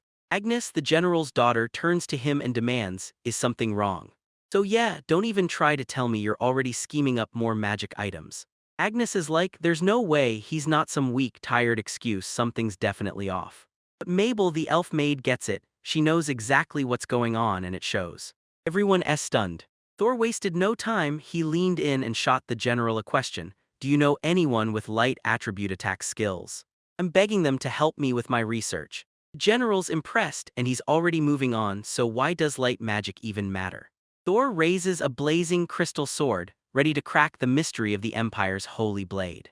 He tells the general about the Op Blade of Light, the princess's weapon. That thing was so insanely powerful it felt like cheating. The general flexes PFFT, and the Demon Lord's laser blade absolutely blows him away. Thor can't stop geeking out. "Yeah, this was only a prototype. I've gotta perfect it, so I'm studying that holy sword. I'm trying to forge a weapon that can stand toe-to-toe with the Blade of Light." Every single person at that table is completely stunned. The general goes, "Bold move," and everyone's stunned because nobody in their right mind would try to block power like that. Thor grins and blurts out, "Look, I can't help it, I just love alchemy that much." "Exactly, so I need a light attribute attack to put my defenses to the test against the." The general tells him to take it slow, but Thor is buzzing like crazy, "So I'm starting now, before the moment slips out of my head." The general just gives in, staring in awe as his passion burns brighter and brighter. Agni tells them their territory is packed with rare races, so he's sure someone out there will have light magic. Then she parades the health boost pendant Thor crafted for her, one that lets her slip into normal clothes without bursting into flames. Total glow up. But wow, turns out some of the staff are still shaking in their boots, seeing her without her armor. Her dad admits straight up that they trust the pendant, but not a single soul around them is fully sold. Because back when she was a kid, she was basically a walking fire alarm, always blazing, and somehow burning holes straight through her clothes. But Mabel, always ready for anything, snatches out a stack of earth attribute magic fabric and whispers, "I packed this just in case." Thor leans in and tells you, "This isn't just any claw, it's forged to survive a flame no matter what." He tells them to whip up some clothes for Agnes from it, so everyone can finally breathe easy. Agnes is so moved she makes him a promise. She'll repay his kindness no matter what. Thor's like, "Nah, we're cool, help me out with my workshop, it's all chill." After Thor and Mabel storm out, the general drops his pride, then rushes to apologize to his daughter. "Agnes, I can't promise I'll be able to back your love." She's totally blindsided. He tries to tell her, "I can't explain," but the truth hits hard. He's no longer able to back her romance. She immediately jumps to the conclusion that it's the Demon Lord's fault, because even he's got a crush on Thor and suddenly the competition is ruthless. The general was like, hold on, wait, I can't even say it, but then he totally confirmed it anyway. Agnes doesn't even flinch, she looks him in the eye and says, Father, I just want to serve Lord Thor with all my heart. Her dad calls her out for that stare she's been shooting at him all dinner long, right back at him like it's love written in neon. She admits she's completely lost about her feelings, because for so long the only world she ever knew was the one inside her helmet. She's vowed to pay Thor back first, then deal with love later. Her dad beams, Agnes, look at you, you've grown so much. Then she starts spiraling, what kind of woman would Thor even want? A calm, gentle saint or a passionate, blazing firecracker? She starts glowing like she's on fire the moment the thought hits her. Her dad snaps, why are you glaring at me? While she silently grills him for meddling like he has no idea what's coming. Agnes, breathe, don't let that panic swallow you. And that's how Thor's first night turned into a full-on, old-school father and daughter blow-up, screaming, clashing, and ringing through the halls. In his brand new room, Thor steps in, takes in the huge space, and sets up his portable alchemy lab right away. He's fired up and ready to hit the job running. He yanks out the legendary Catalog of Wonders, a book ripped straight from the hero's own world. He's on the hunt for a single item, something that can slam the brakes on light attribute attacks. Right then, Mabel barges in with tea, slides a massage offer his way, and goes full waifu mode like it's her job.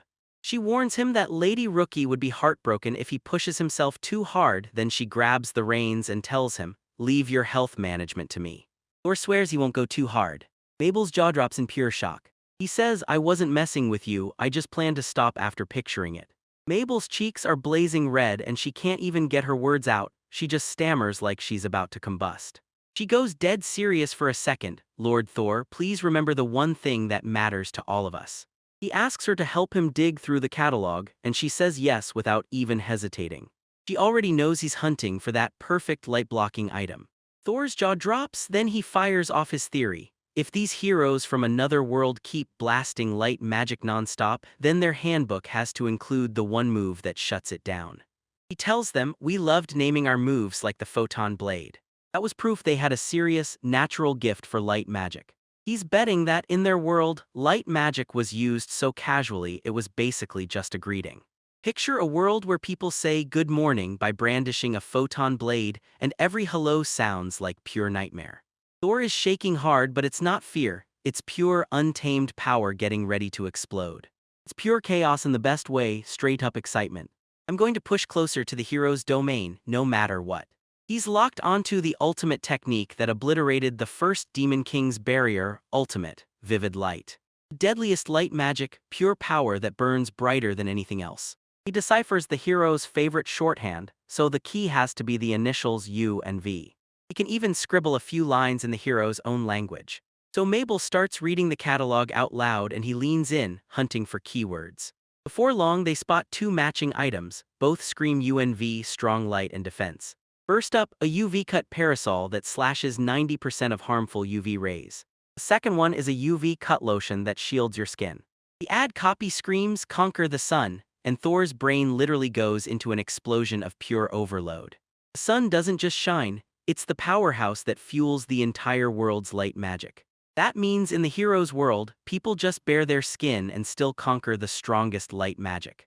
That's the same magic that blasted a demon lord's barrier wide open. This power hits on a whole different, way more op level. Thor is sprawled on the floor, crushed but smiling because he finally found it. With this in hand, we can stand up to the holy sword. So one holds an umbrella, and the other's got lotion. You know, I'm pretty sure UV has got to mean ultimate vivid light. It sounds totally insane, slamming sunscreen in front of a world-ending spell, but hey, if there's a shot, you take it. With the materials out of reach, he throws in the towel for tonight and gears up for tomorrow. Then Mabel steps in and offers to help him wash up. He claims he can handle it alone, but she won't back down. While he's supposed to be washing up, he's stuck in his head, measuring lotion against a parasol like it's the toughest choice ever. That lotion keeps his hands clear for a sword and shield, but the parasol only fits in one hand. But with that lotion, he could easily skip a spot, and one mistake like that is seriously risky. And yeah, trying it on his bare skin would have mentally wrecked him, so using the parasol feels way safer and a lot easier. He locks onto the parasol, right as Mabel bursts in hauling in water. She barges in and finds him still shirtless, then her face instantly turns the color of a tomato. "My Lord Thor, why are you still walking around shirtless?" He blurts an apology and admits he got lost in his own thoughts, and she just smiles, offering to wash his back for him. He's completely flustered, she's already ready for whatever's coming. "I've got a special item for this, trust me, you're gonna want to see it." She admits she's rocking a swimsuit stitched from water magic cloth that refuses to get wet, and a boy just can't look away. He's absolutely down bad, staring like his brain is melting. She's dead set on it, so no, I'm not letting you catch a cold. He's got no way out, he has to throw in the towel and surrender. His nerves are screaming. She tells him, "Just ask if you need anything." And then she whispers that her happiest moments are the ones where he's finally relaxed, right beside her. He just barely squeezes out a quiet thanks.